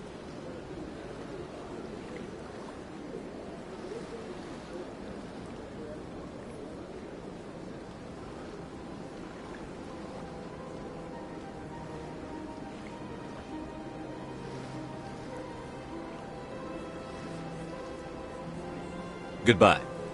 Goodbye, and thank you for using Avina. Please enjoy your visit to the Citadel.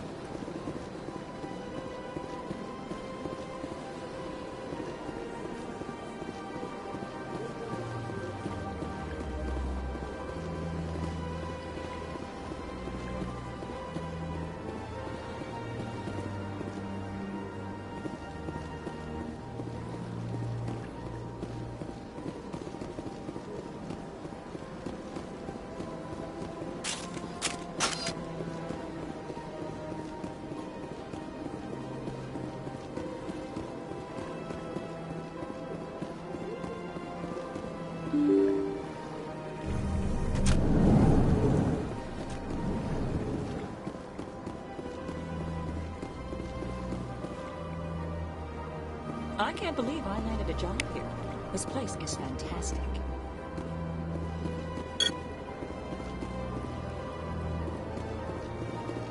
Human, delighted, welcome. It is good to meet you.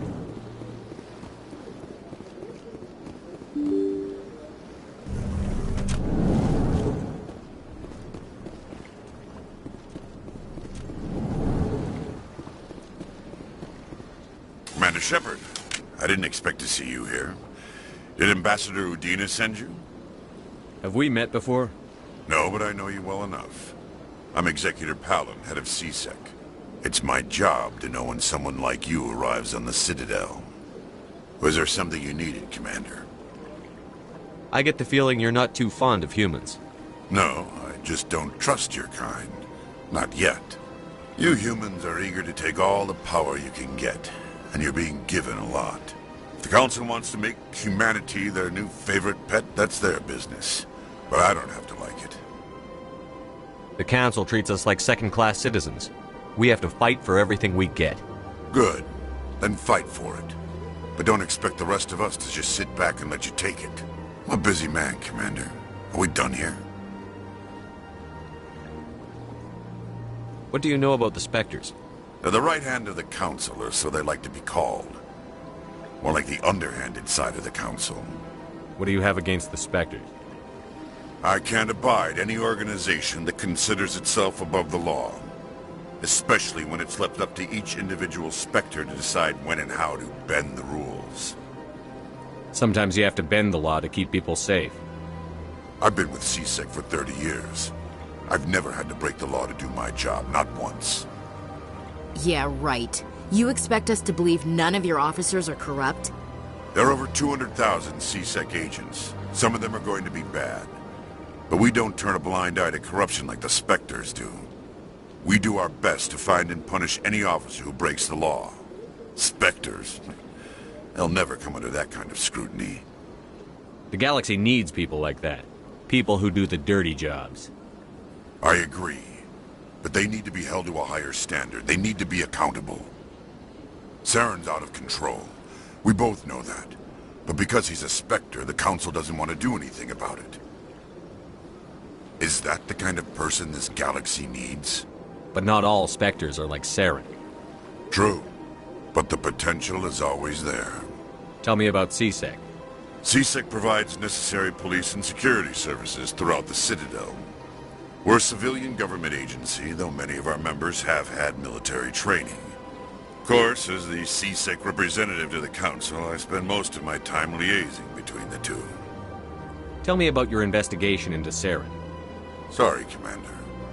I don't make a habit of giving out details about ongoing investigations.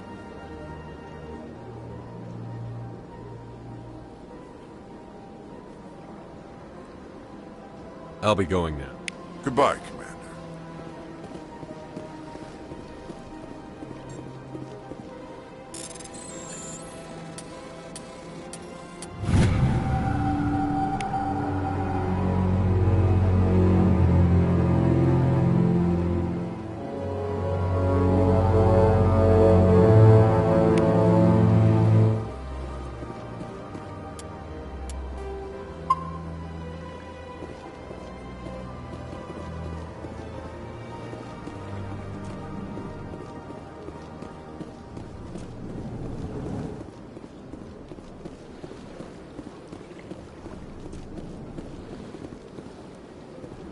Don't believe the rumors.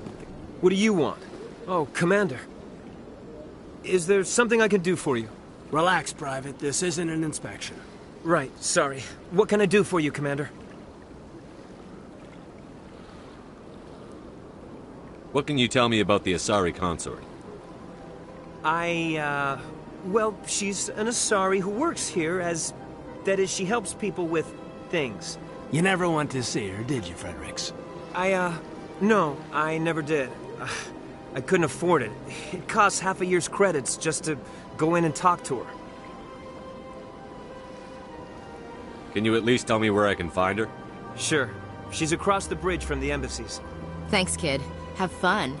Try not to get into too much trouble. I will. Have fun, that is.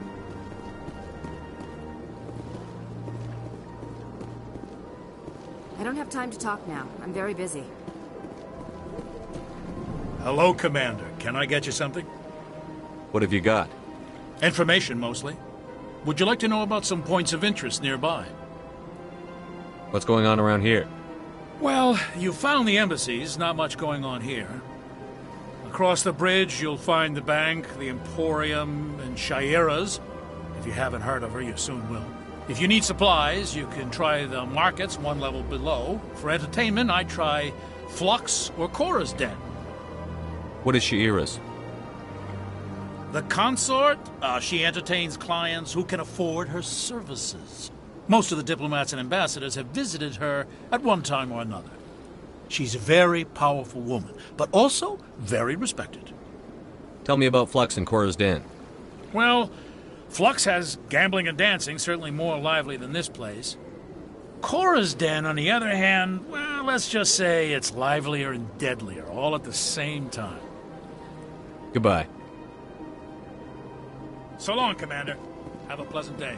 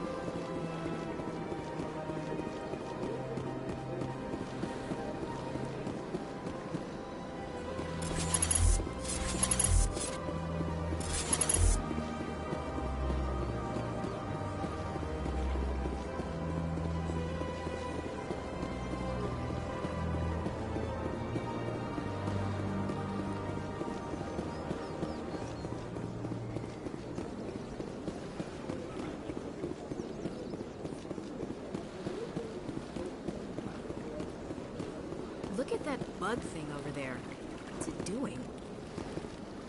Please do not disturb the keepers. Please do not disturb the keepers.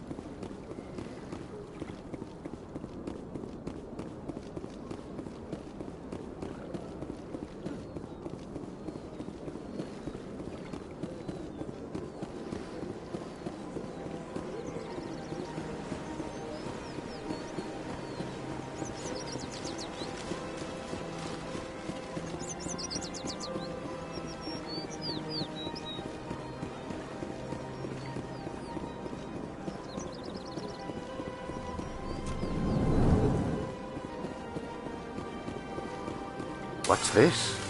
One of the Earth Clan. Ah, a very famous one, yes? You are the one called Shepard. The tale of how you survived the great tragedy on Akuz is truly remarkable. I am amazed each time I hear it. You've got me at a disadvantage here. Forgive me, Earth Clan. My name is Barla Vaughn. My job makes it necessary for me to keep informed. I am a financial advisor to many important clients here on the Citadel. When someone as important as yourself arrives on the station, I take notice. Tell me more about your job. Galactic finance is incredibly complex. A mix of laws and regulations from dozens of interstellar economies. I'm an expert in how all these economies interact. For a fee, I share my expertise. I also offer premium services for those clients who need someone to conduct business without drawing unwanted attention. Discreet and efficient. That's my motto.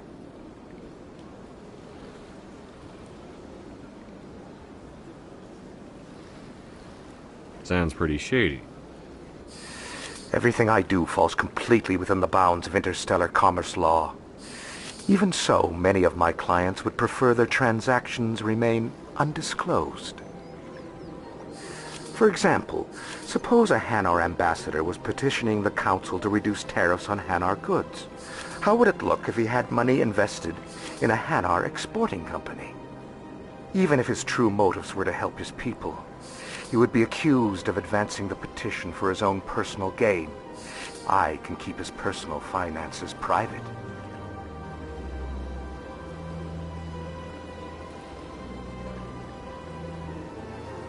Still sounds shady to me. Then we can only hope he will never be cursed with a large enough fortune to require my services.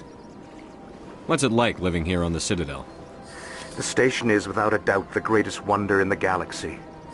It is a technological marvel, but its true splendor goes much deeper than the hull and engines. From the Presidium to the wards, the entire station is a testament to the success of the Council. All the species of Citadel spaced together in a single strong community.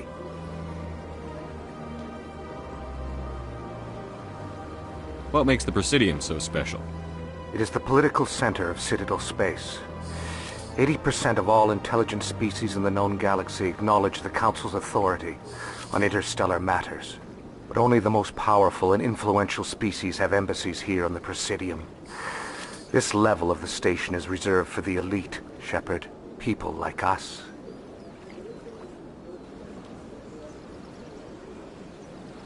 What are the wards like? The cultural heart of the galaxy.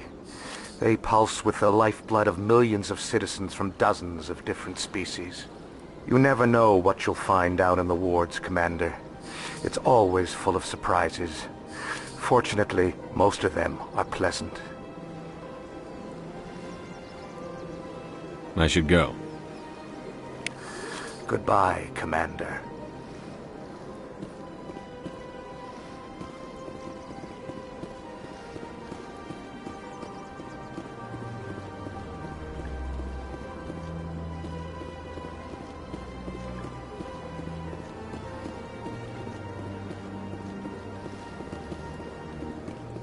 Ah, human.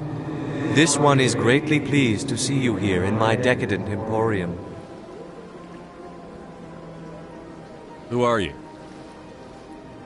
This one's face name is Delaninder, though many in this place simply refer to it as Delan. Please take time to examine the fine goods it has for purchase, all of great worth.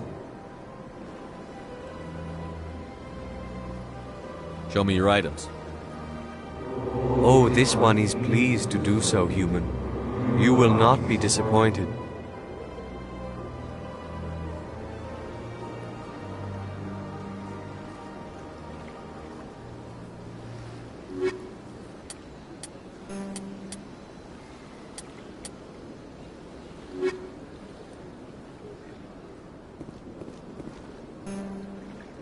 Commander, it is good to see you again. Would you care to see some of its fantastic items today? What exactly do you sell? Only the finest and most luxurious items that credits can buy. This one is able to procure almost any item the human would desire, for a price, naturally. Why do you refer to yourself as this one and it? For the same reason that humans are so inquisitive. It is part of our culture. Specifically, Hanar only refer to themselves in the first person with family or intimates.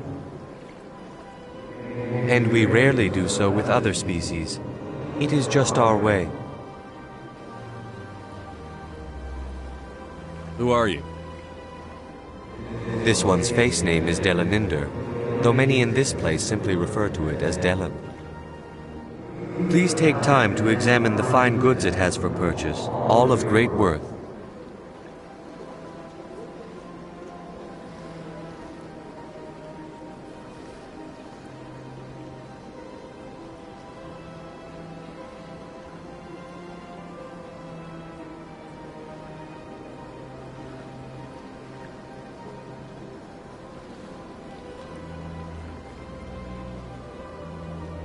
I think I'll be going. Return soon. This one receives new shipments regularly.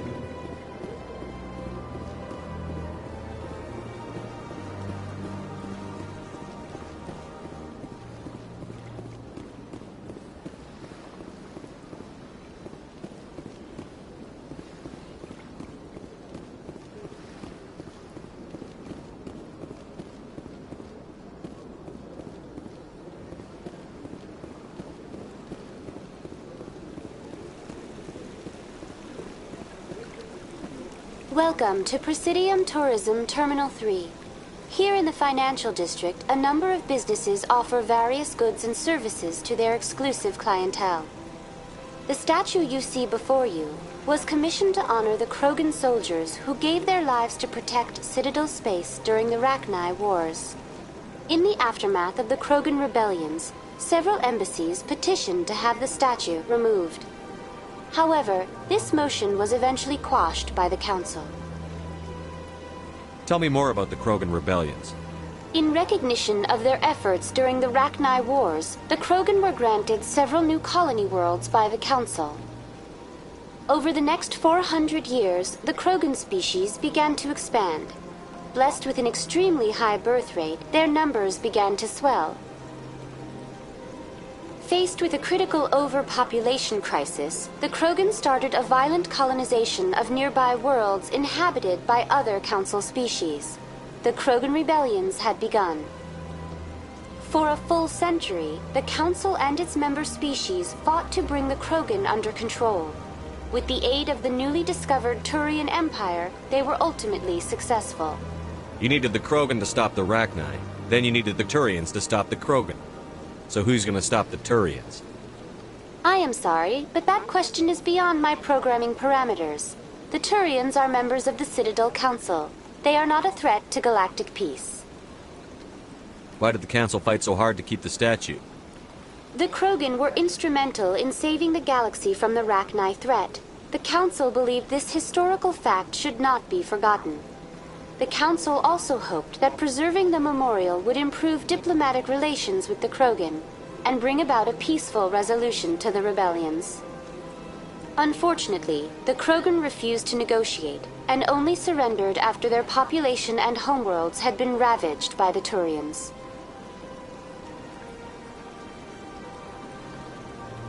What were the Rachni Wars? Nearly 2,200 years ago, explorers seeking to expand Citadel space opened up mass relays leading to systems controlled by the Rachni. A highly intelligent and aggressive insect race, the Rachni unleashed a war of conquest against the rest of the galaxy that lasted for nearly 3 centuries. The emergence of the Krogan finally turned the tide in favor of the Citadel species. Krogan forces provided the numbers necessary to halt the Rachni advance and drive them back. The Krogan then pursued their retreating fleets.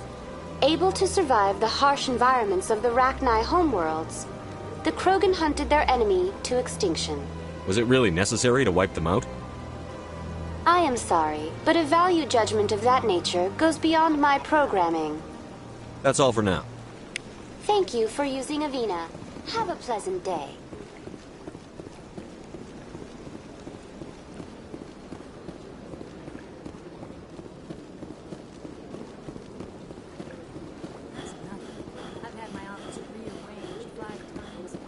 Welcome. I am Naylina.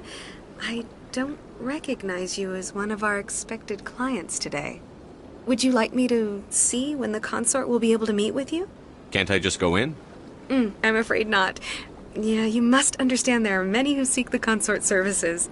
But if you wish to leave your name, she'll make every effort to meet with you. Commander Shepard, with the Alliance Navy. Excellent. You should hear something in 3 or 4 months. What do you do here, Naylina? I'm one of the consort's acolytes. Many of the people here today will not see the consort, but they expect to be attended to just the same. It's our job to ensure that they leave contented. What exactly do you attend to? Well, each acolyte has her unique abilities. Some soothe with song, others with conversation. As much as possible, we seek to match the needs of our clients to the skills of our acolytes. My specialty is touch. My fingertips can find every tension point in your body and relieve it. I'd like to try out your services. Excellent. I'll add you to our client list. We should be able to see you in 3 or 4 months. What is the consort? What does she do? It's difficult to explain. She's many things to many people and something different for each. Some seek her for advice, some for entertainment, others still for pleasure. Most of the time, our clients won't realize what they were seeking until after she has provided it for them. You make her sound like some kind of oracle. No, not in the usual sense. She's merely a woman with remarkable compassion and a generous spirit. I suggest you make an appointment and see for yourself. I think I'm done here. Oh, well, I hope you'll return again in the future. We always enjoy seeing new clients. Nelina. Yes, Shaira? Send the commander up to see me. I wish to speak with him. Yes, of course, mistress.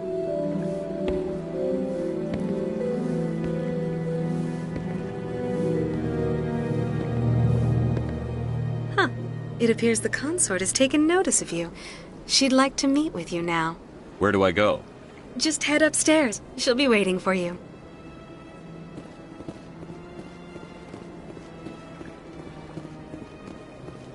This is my first time. I can't believe I didn't come sooner. You're with the Alliance? My brother's a private back on Earth.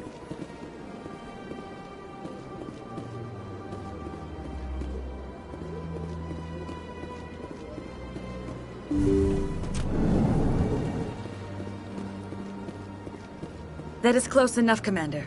I've heard a great many things about you since your arrival here in our citadel.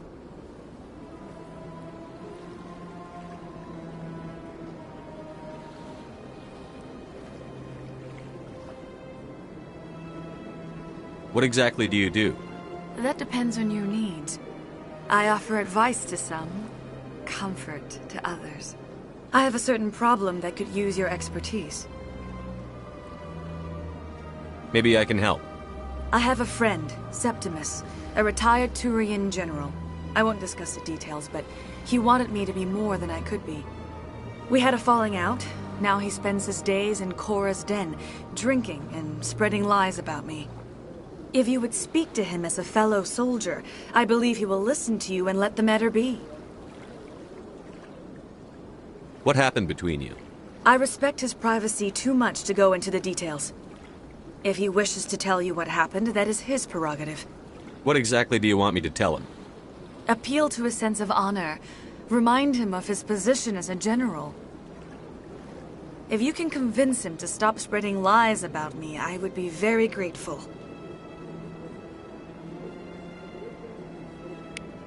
Now I must ask you to take your leave. I have many clients waiting to see me.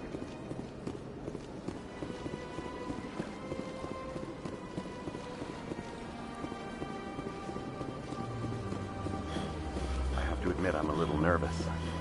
That's understandable.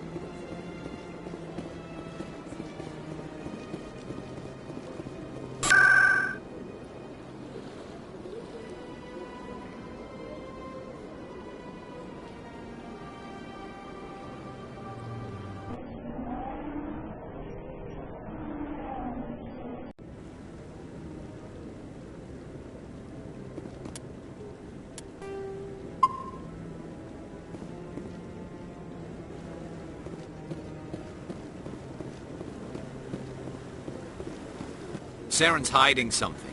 Give me more time. Stall them. Stall the Council? Don't be ridiculous. Your investigation is over, Garrus.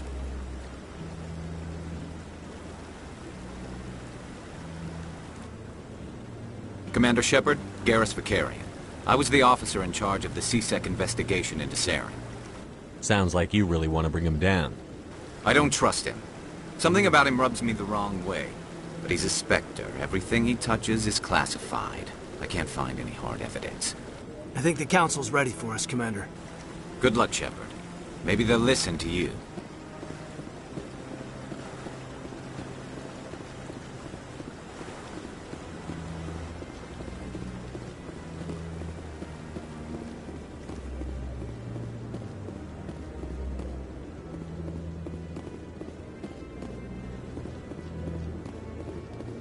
Don't be ridiculous. The Haulers won't be joining the Council for years. I'm not so sure. The humans are making a strong push, and you can bet the Haulers will be right on their toes if they succeed.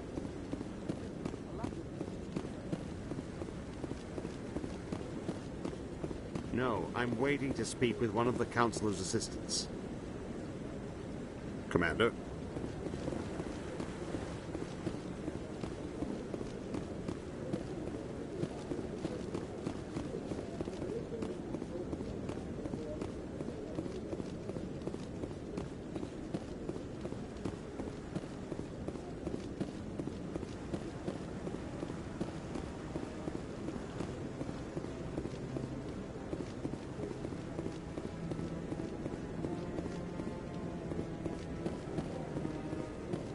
The hearing's already started. Come on.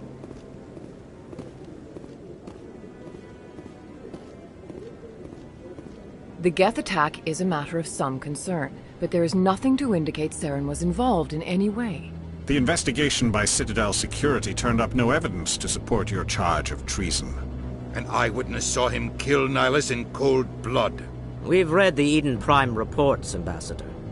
The testimony of one traumatized dock worker is hardly compelling proof. I resent these accusations. Nihilus was a fellow Spectre and a friend. That just let you catch him off guard. Captain Anderson, you always seem to be involved when humanity makes false charges against me.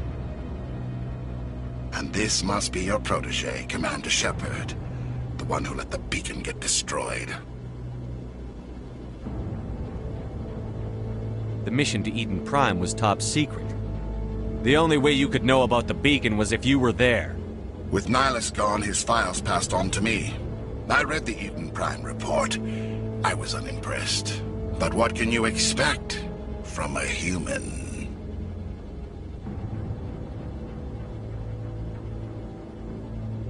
Saren despises humanity. That's why he attacked Eden Prime. Your species needs to learn its place, Shepard. You're not ready to join the Council. You're not even ready to join the Spectres. He has no right to say that. That's not his decision. Shepard's admission into the Spectres is not the purpose of this meeting. This meeting has no purpose. The humans are wasting your time, Counselor, and mine. You can't hide behind the Council forever. There is still one outstanding issue. Commander Shepard's vision. It may have been triggered by the beacon.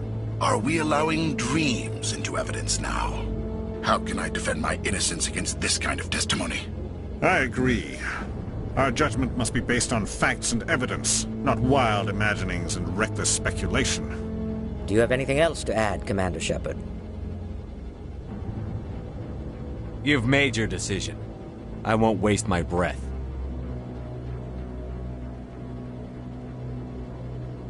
The Council has found no evidence of any connection between Saren and the Geth.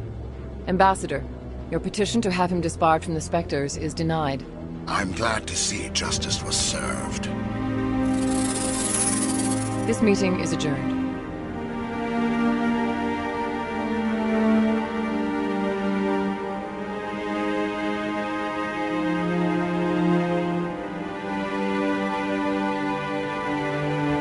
It was a mistake bringing you into that hearing, Captain. You and Saren have too much history. It made the Council question our motives. I know Saren. He's working with the Geth for one reason. To exterminate the entire human race. Every colony we have is at risk. Every world we control is in danger. Even Earth isn't safe. Tell me about this history between you and Saren. I worked with him on a mission a long time ago. Things went bad. Real bad. We shouldn't talk about this here. But I know what he's like. And he has to be stopped. What's our next step? As a Spectre, he's virtually untouchable. We need to find some way to expose him. What about Garrus, that CSEC investigator? We saw him arguing with the Executor. That's right. He was asking for more time to finish his report. Seems like he was close to finding something on Saren.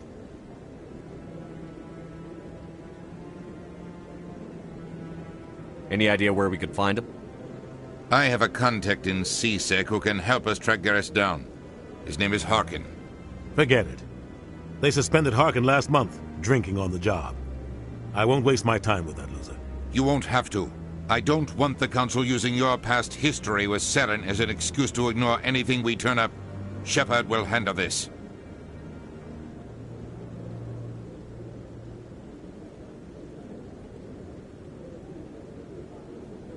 You can't just cut Captain Anderson out of this investigation. The Ambassador's right. I need to step aside.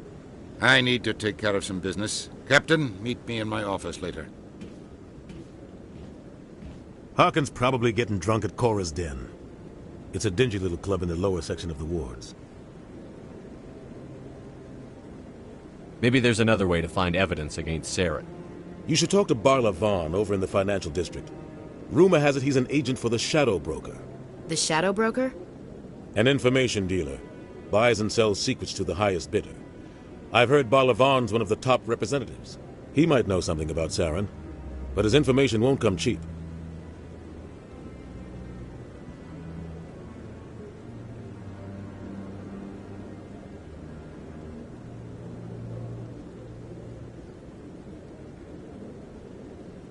You and Saren have a history.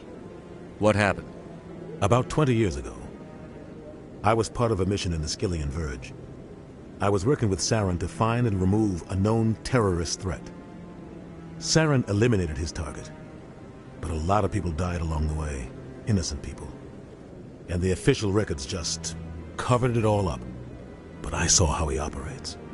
No conscience, no hesitation. He'd kill 1,000 innocent civilians to end a war without a second thought. Killing innocents doesn't end wars, it causes them. I know how the world works, Commander. Sometimes you're forced to make unpleasant decisions. But only if there's no other way. Saren doesn't even look for another option. He's twisted, broken. He likes the violence, the killing. And he knows how to cover his tracks. Our ambassador doesn't seem to get along with the Council. He's just frustrated. The Council's always preaching that we need to be part of the galactic community. But for them, it's a one-way street. They want us to expand and settle unstable regions like the Skillian Verge and the Attican Traverse. But when we run into trouble, they don't want to help us out. Everyone knows it's only a matter of time until we get a seat on the Council. The Ambassador just thinks it should happen sooner rather than later. And I agree. Maybe they'd let us join the Council if we were more willing to cooperate with the other species. Of course they would. If we did everything they told us to, they'd love to have us on the Council. But it wouldn't be much of a deal for us. I understand their side. They don't want us dominating the Council. It's founded on cooperation and alliances. But we have to look out for our own interests, too. You don't think much of Harkin. The guy joined CSEC about 20 years ago. He's been an embarrassment to our species ever since. Roughing up suspects in custody, bribery accusations, alcohol and drug use. The embassy used to step in when he got in trouble. But I guess enough was enough. The guy's a scumbag. He should have been cut loose a long time ago. He was one of the first human CSEC officers. Guess it would have looked bad if he got fired. A lot of backroom deals were worked out over the years to keep him on the force. Politics is a dirty business sometimes, but it looks like his time's run out. We've got enough humans in CSEC now to stop protecting him. I want to know more about the Spectres. They're not your typical government agency. They tend to work alone, behind the scenes. They take care of problems the Council can't. It's not easy preserving peace across an entire galaxy. The Council prefers to use diplomacy and negotiation. But sometimes more extreme measures are needed. They sound like shadow operatives. Everything about them is classified. We don't even know how many there are. The latest Alliance estimate puts their numbers under 100. But the Council couldn't do its job without them. They're the Citadel's top agents, the last line of defense, the final option before open war. The entire galaxy respects and fears them. If a Spectre shows up, you know something big is about to happen. What's their command structure like? There is no command structure. Each Spectre answers directly to the Council. Sometimes they're sent on specific missions. Other times, they act on their own. They tend to operate outside the law, do whatever it takes to accomplish their goals. The Council just turns a blind eye. Spectres have a lot of power, Shepard. What happens when a Spectre goes rogue, like Saren? It doesn't happen often. The Council is careful when they select their candidates. But when something does go wrong, there's usually only one solution. Send another Spectre to bring the rogue agent down.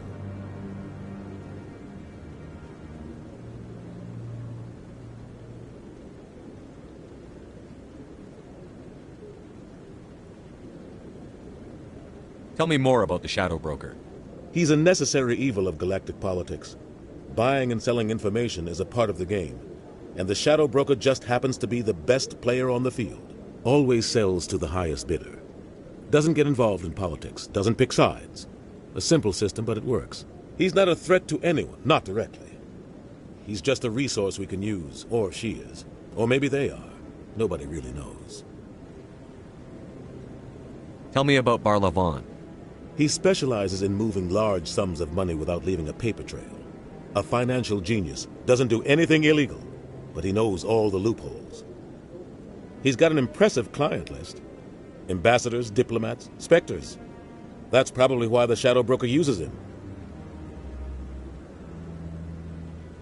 I should go. Good luck, Shepard. I'll be over in the Ambassador's office if you need anything else.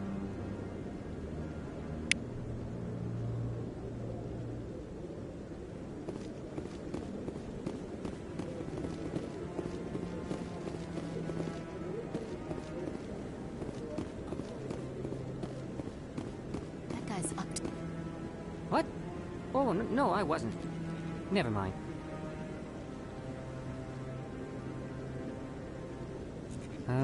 Yes, is there something you want? Why are you so interested in the Keepers? Keepers? I've got no interest in the Keepers. Don't get coy. I know what I saw. I'm not so sure I should be talking to you about this. We're just talking. Is there something wrong with that? No. I guess it wouldn't hurt to tell you.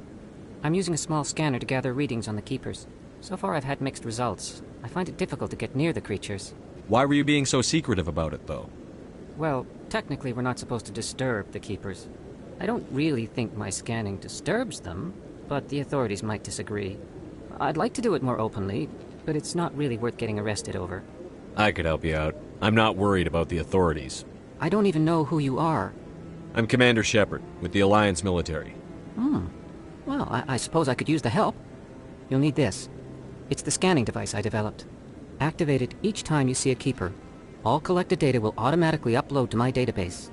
I'll even send a few credits your way for each unique scan. What are you doing with the data once you've scanned it? Trying to learn whatever I can about the Keepers. We see them working everywhere, yet we know so little about them. I'm a scientist. I want to know what makes them tick. I should get going then. Yes, I have much work myself. So long, and good luck with the scanning.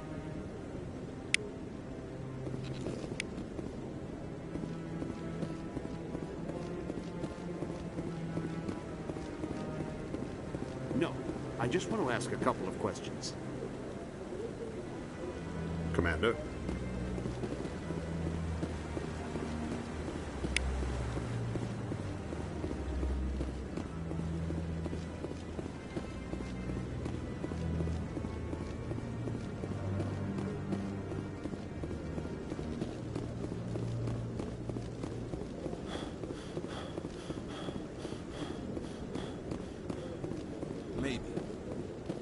believe everything you hear. That's just it. I'm hearing it everywhere. It's not just isolated rumors.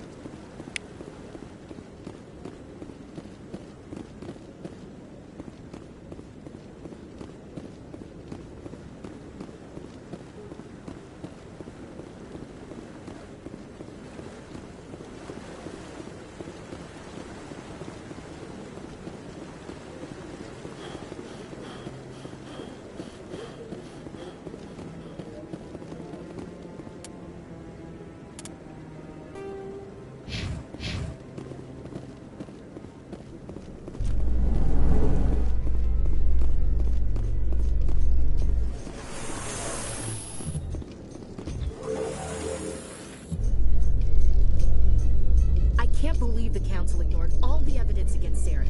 Saren's one of their best operatives. It's only natural they take his word over ours.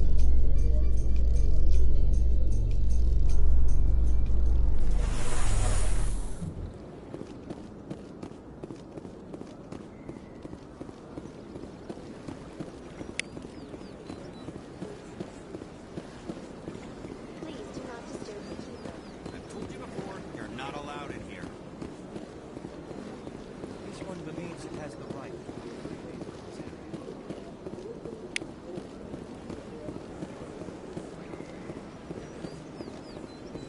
That Hanar refuses to listen to reason. Why can't it act in an orderly and lawful manner? Are there laws being broken here? I am not unreasonable. The Hanar is free to spew its nonsense once it purchases an evangelical permit. So if the Hanar gets a permit, it's allowed to preach? No. Registered evangelicals must follow regulations. There are specific areas where preaching is legal. Failure to follow the regulations results in the forfeiture of the license. What's the purpose behind the evangelical permits? Forcing religious evangelicals to register for a permit weeds out undesirables. It keeps the area safe. The Citadel is too important to become a battleground for a religious war. If you'd like, I could talk to the Hanar for you. I have argued with the stubborn jelly all afternoon. You are certainly welcome to try. Do you desire to learn of the Enkindlers? Or has the Honorable CSEC officer enlisted assistance? Is this really how you want to represent the Enkindlers? The truth of the Enkindlers must be made known. They gave the Hanar language, and gave the universe the mass relays. This one only wishes to spread the truth to any who will listen. There is no intent to cause trouble. Is this how the Enkindlers would want you to use this gift of consciousness? The Enkindlers would wish for their message to be spread to all sentient races. The Enkindlers wouldn't wish their message to be spread by breaking society's laws. This one hears wisdom. Perhaps enthusiasm has clouded judgment in this matter. This one departs now, and will not intrude upon the Presidium again. I see the Hanar is left. Thank you. Happy to help. Here, for your assistance in this matter. Now, if you'll excuse me, I should report to my superiors.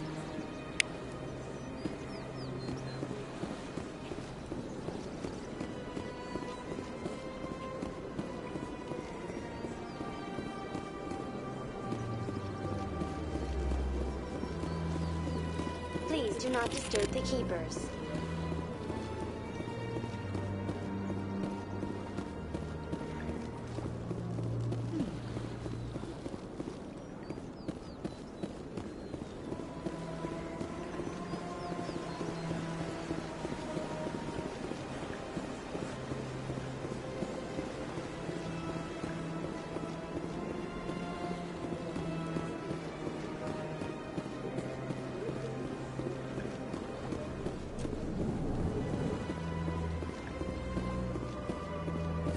Is there anything I can do for you today, Commander? I've heard you work for the Shadow Broker. Do you have any information about Saren? You're very blunt, Shepard. But you're right. I am an agent for the Shadow Broker. And I do know something about Saren. I hear your information can be expensive. Normally, this information would cost a small fortune. But these are exceptional circumstances, so I am going to give it to you for free. What's the catch? There is no catch. The Shadow Broker is quite upset with Saren right now. They used to do a lot of business, until Saren turned on him. That's what happens when you deal with a traitor like No matter what you think of Saren, he's not stupid. He knows the Shadow Broker is a valuable ally. Turning on him doesn't make sense. Not unless something huge was at stake. I don't know the details, but the Shadow Broker hired a freelancer to deal with it. A Krogan mercenary. That's not much to go on. I just told you that the most famous Spectre in the galaxy betrayed the Shadow Broker. Quite a bargain, considering the price. Speak with the Krogan if you want to learn more. I heard he was paying a visit to Citadel security. If you hurry, you might catch him before he leaves the Academy. Isn't it strange that a Krogan would want to speak with C-Sec? Very. However, I doubt the visit was entirely his choice. You'll need to speak with him if you want to know more. Tell me more about the Shadow. Most people think I deal in finances, but my real currency is knowledge. I trade information, and it has made me very wealthy. But the Shadow Broker is the true master. Every day he buys and sells secrets that could topple governments, always giving them to the highest bidder. Yet somehow he never seems to upset the natural balance of power. All those secrets being passed around seem to even out. Nobody ends up with an advantage in the end. Any guess what his identity might be? I don't know. Nobody does. The Shadow Broker could be any race, any gender. I have a theory that it's actually an entire group working under one identity. How else could they juggle so many contacts at the same time? How else could they keep all that information from getting crossed? But they've got the perfect setup. Every government is forced to play their game so they don't get behind. But no matter how long you play, no matter how many secrets you buy, you can never win. I thought you'd know more about the man you work for. From time to time I come across information I sell to the Shadow Broker. That's my only involvement. I like it that way. The more you know, the more dangerous the game becomes. I don't like danger, Commander. I'll leave that to you.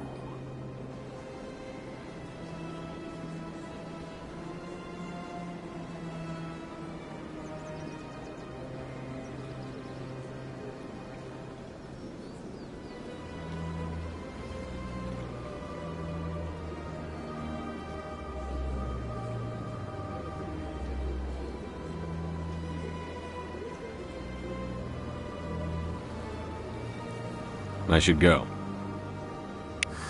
Goodbye, Commander.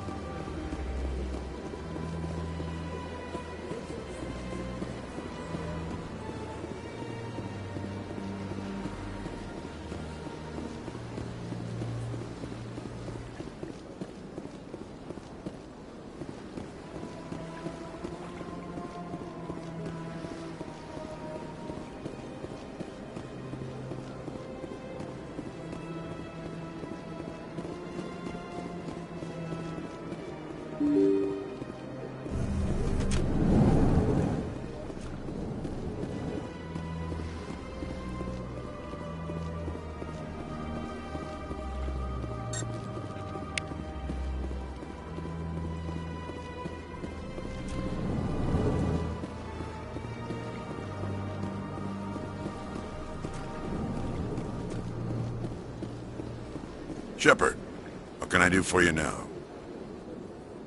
What do you know about the... More like the underhanded side of the Council. Tell me about your investigation. Sorry, Commander. I don't make a habit of giving out details about ongoing investigations. I'll be going now. Goodbye, Commander. Shepard, what can I do for you now? Tell me about your investigation into Saren. Sorry, Commander. I don't make a habit of giving out details about ongoing investigations. Then can you tell me what you know about Garrus? Garrus Vakarian? Good officer, very good in fact. But he needs to learn some patience. You'd think an officer of the law would be a bit more mindful of rules and regulations. Was there anything else?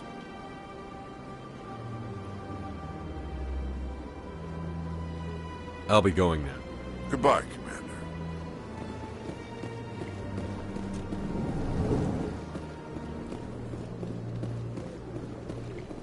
I don't have time to talk now. I'm very busy.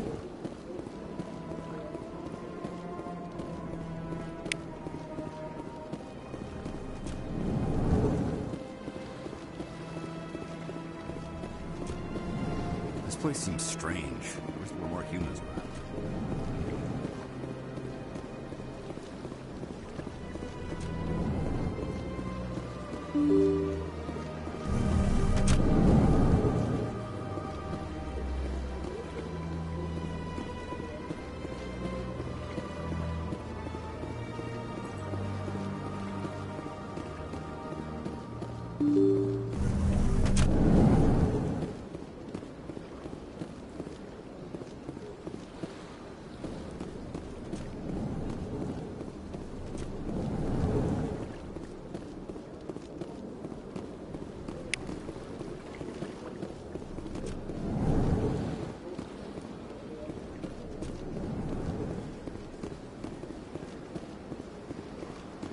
Yes, Commander. Is there something you need? I should go. I'll be here if you need anything.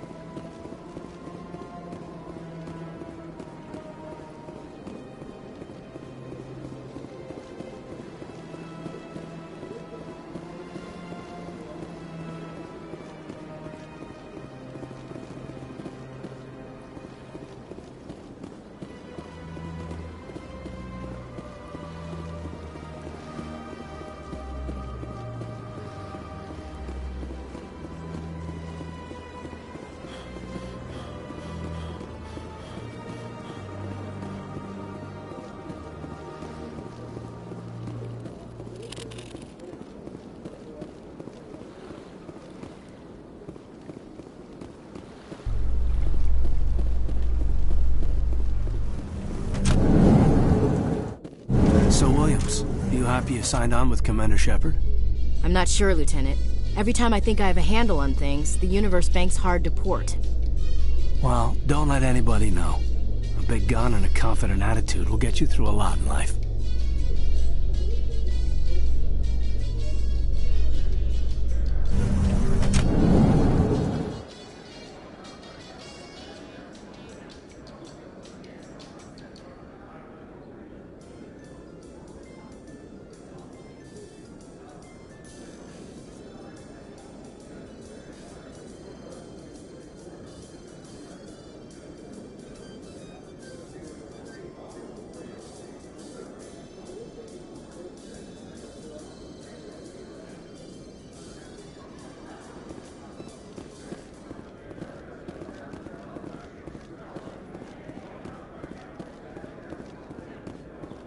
Do you really think we'll find him down here?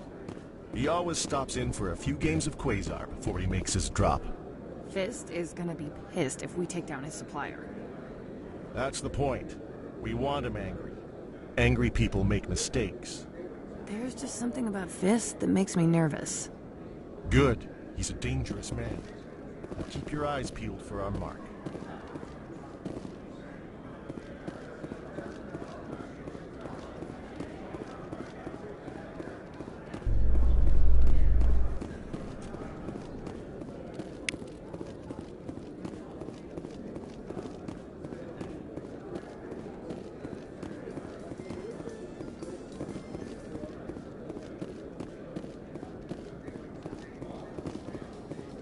In light of the recent attack on Eden Prime, many colonial investors are pulling their support for future projects.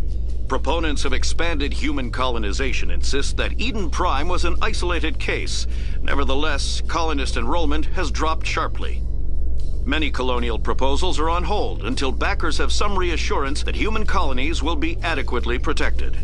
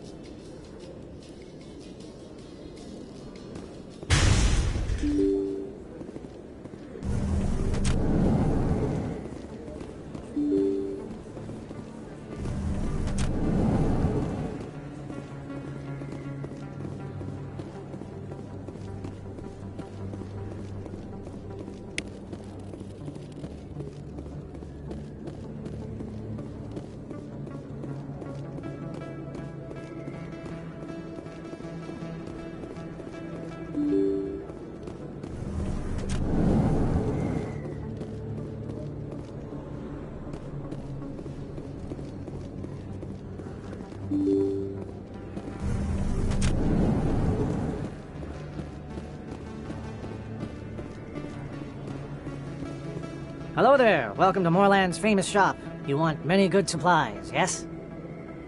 Let me see what you have. Oh, you will be pleased, I think. Very good things I have. You will see.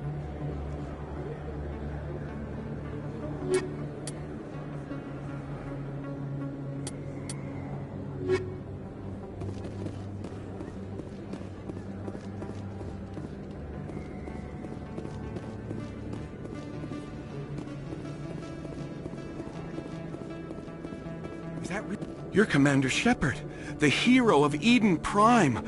I am so honored to meet you. Nice to meet you. And you are? My name is Conrad. Conrad Werner. They say you killed more than 100 Geth on Eden Prime. I spend most of the time trying to stay alive and help the colonists. Hey, I know you're probably busy, but do you have time for a quick autograph?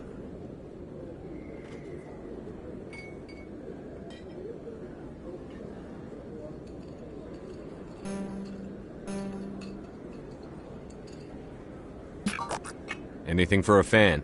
Here. Thanks. I really appreciate it. My wife is going to be so impressed. I'll let you get back to work. But next time you're on Earth, I'd love to buy you a drink. Thanks again!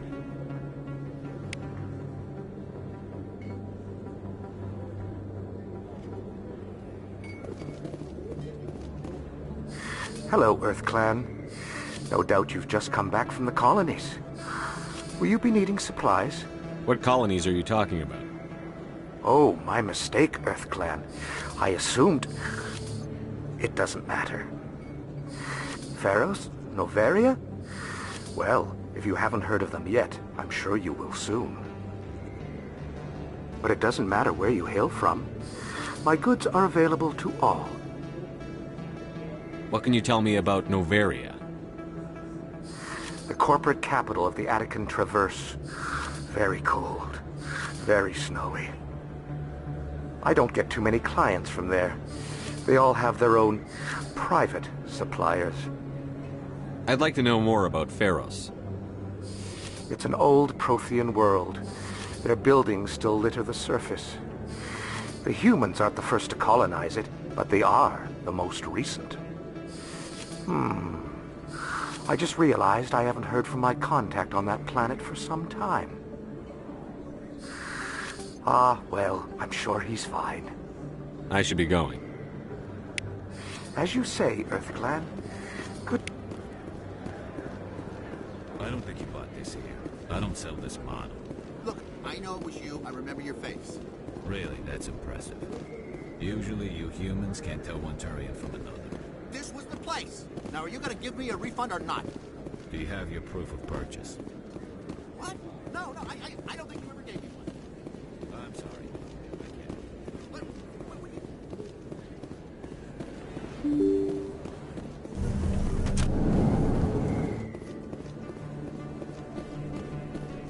Commander Shepard? I'm Emily Wong. I'm an investigative journalist working here on the Citadel. Could I have a moment of your time? What do you need?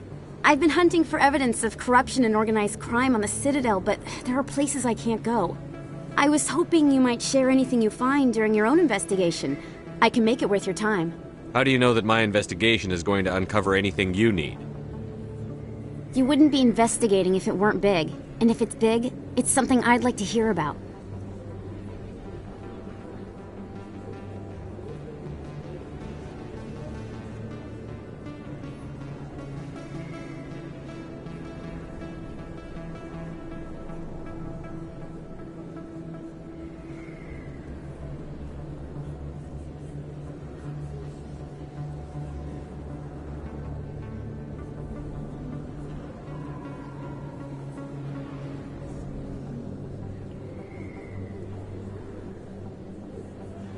You've got to have access to better sources. Why contact me? I'm using every source I can find, but I think I've got a better shot with you. According to your file, you survived back on Akuz when everyone else in your squad got killed. If anyone can find the worst elements of the Citadel and live to tell about it, it's you. How do you know I'm investigating anything here on the Citadel? I'm a good journalist, Commander Shepard. Word gets around. Sounds like a good cause. If I find any information, it's yours. Thank you, Commander. You won't regret it.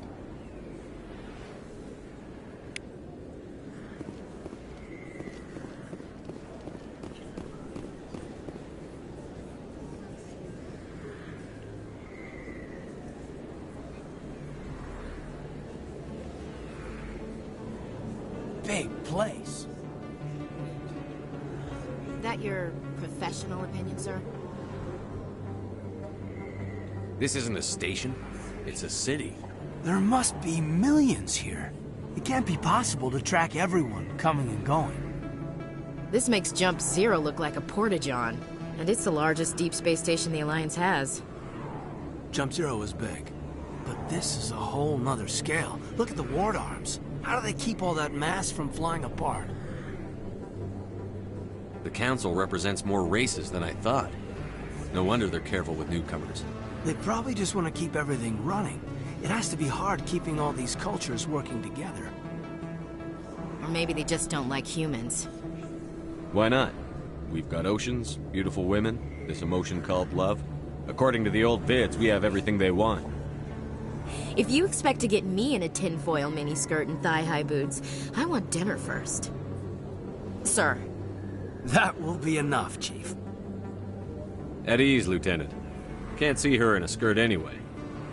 Damn straight you can't. Ready to move out, sir.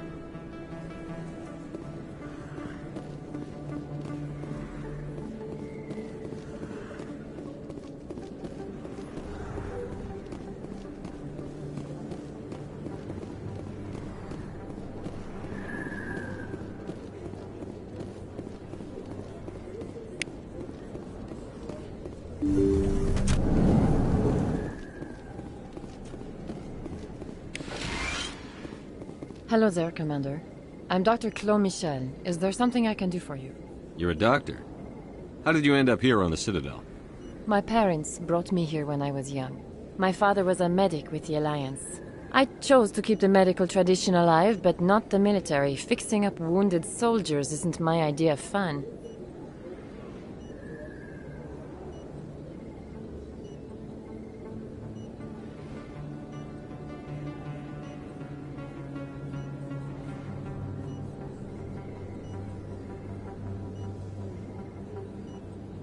You're a doctor. I chose to keep the medical tradition alive, but not the military. Fixing up wounded soldiers isn't my idea of fun. I'll be going now. Goodbye, Commander. Nice talking to you.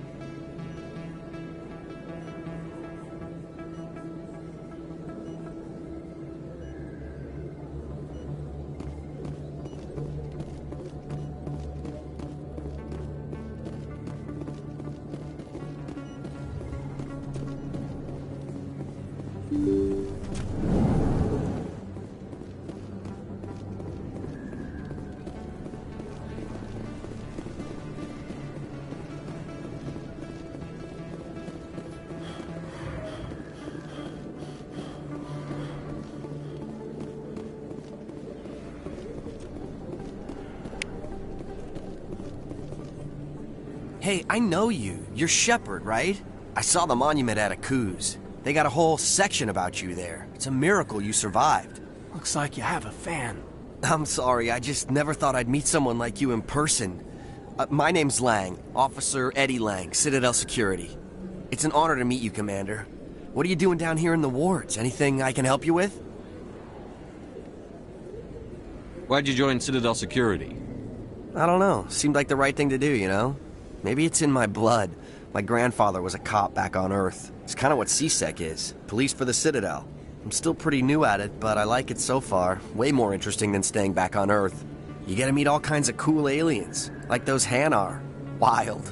Plus, CSEC gets a lot of respect here. We uphold the law. People, even aliens, appreciate that. How do you like working here on the Citadel? This place is amazing. I've been here almost a year, and I still haven't seen a tenth of it. The Presidium's just so beautiful. Good place to go and relax. But I really like it here down in the wards. There's always something going on somewhere. Like that new club they just opened a few months ago, Flux. Wicked scene in there, Commander. You should check it out when you have some time.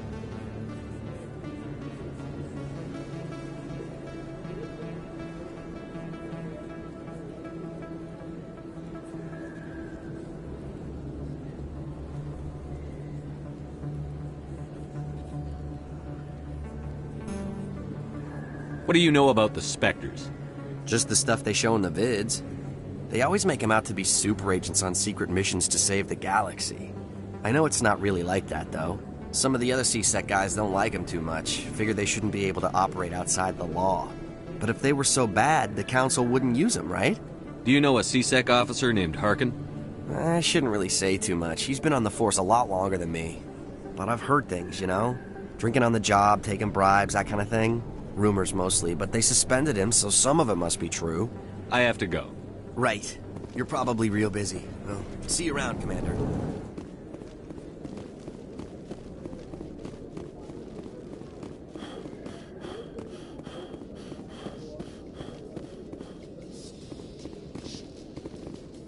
A Solarian excavation team has run into an unexpected problem after unearthing a Prothean dig site. Hanar protesters have blockaded the dig site, claiming that artifacts of the Enkindlers, as the Hanar call them, should not be disturbed. The excavation team has appealed to Hanar representatives on the Citadel to reach a diplomatic solution.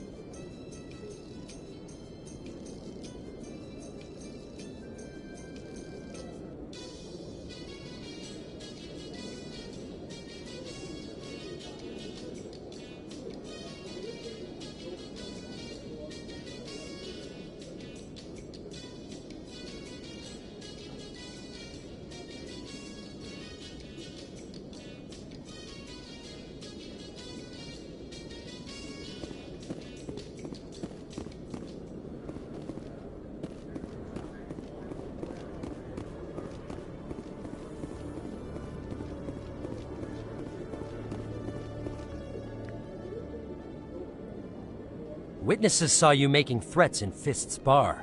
Stay away from him. I don't take orders from you. This is your only warning, Rex. You should warn Fist. I will kill him. You want me to arrest you? I want you to try.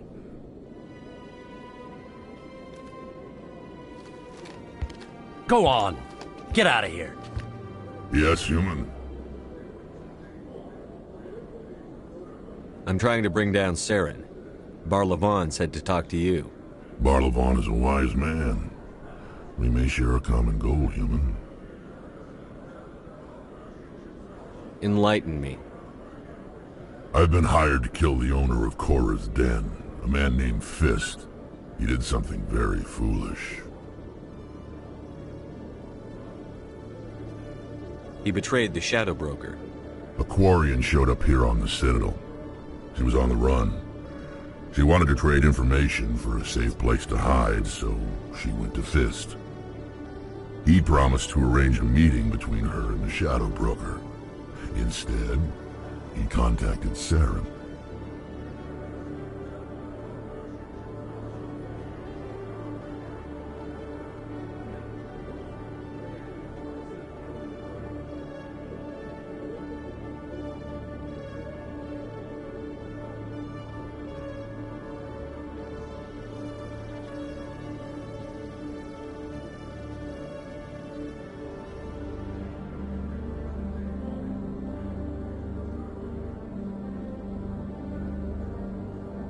Fist's not too smart.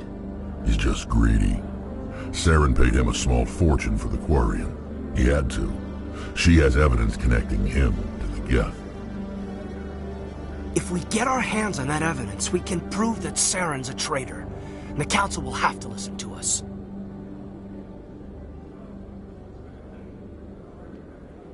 Saren might already have her. Last I heard, Fist still had her. Probably somewhere inside his club. You help me kill Fist, she's all yours. I want to know more about your employer. Can't tell you much. All I got was a coded message. What about Garrus, that Turian? He wants to take Saren down too. He might come in handy. He was here just before you showed up. Said he was going to follow up a lead on his investigation. Wanted to speak to the doctor at the med clinic. Move out.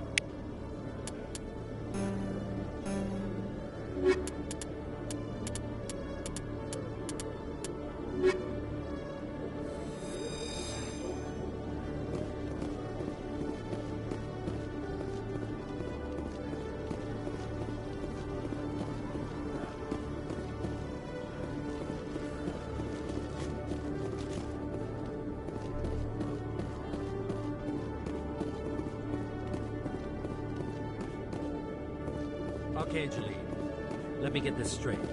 Your business partner, Shorman, he's threatened you? Well, no.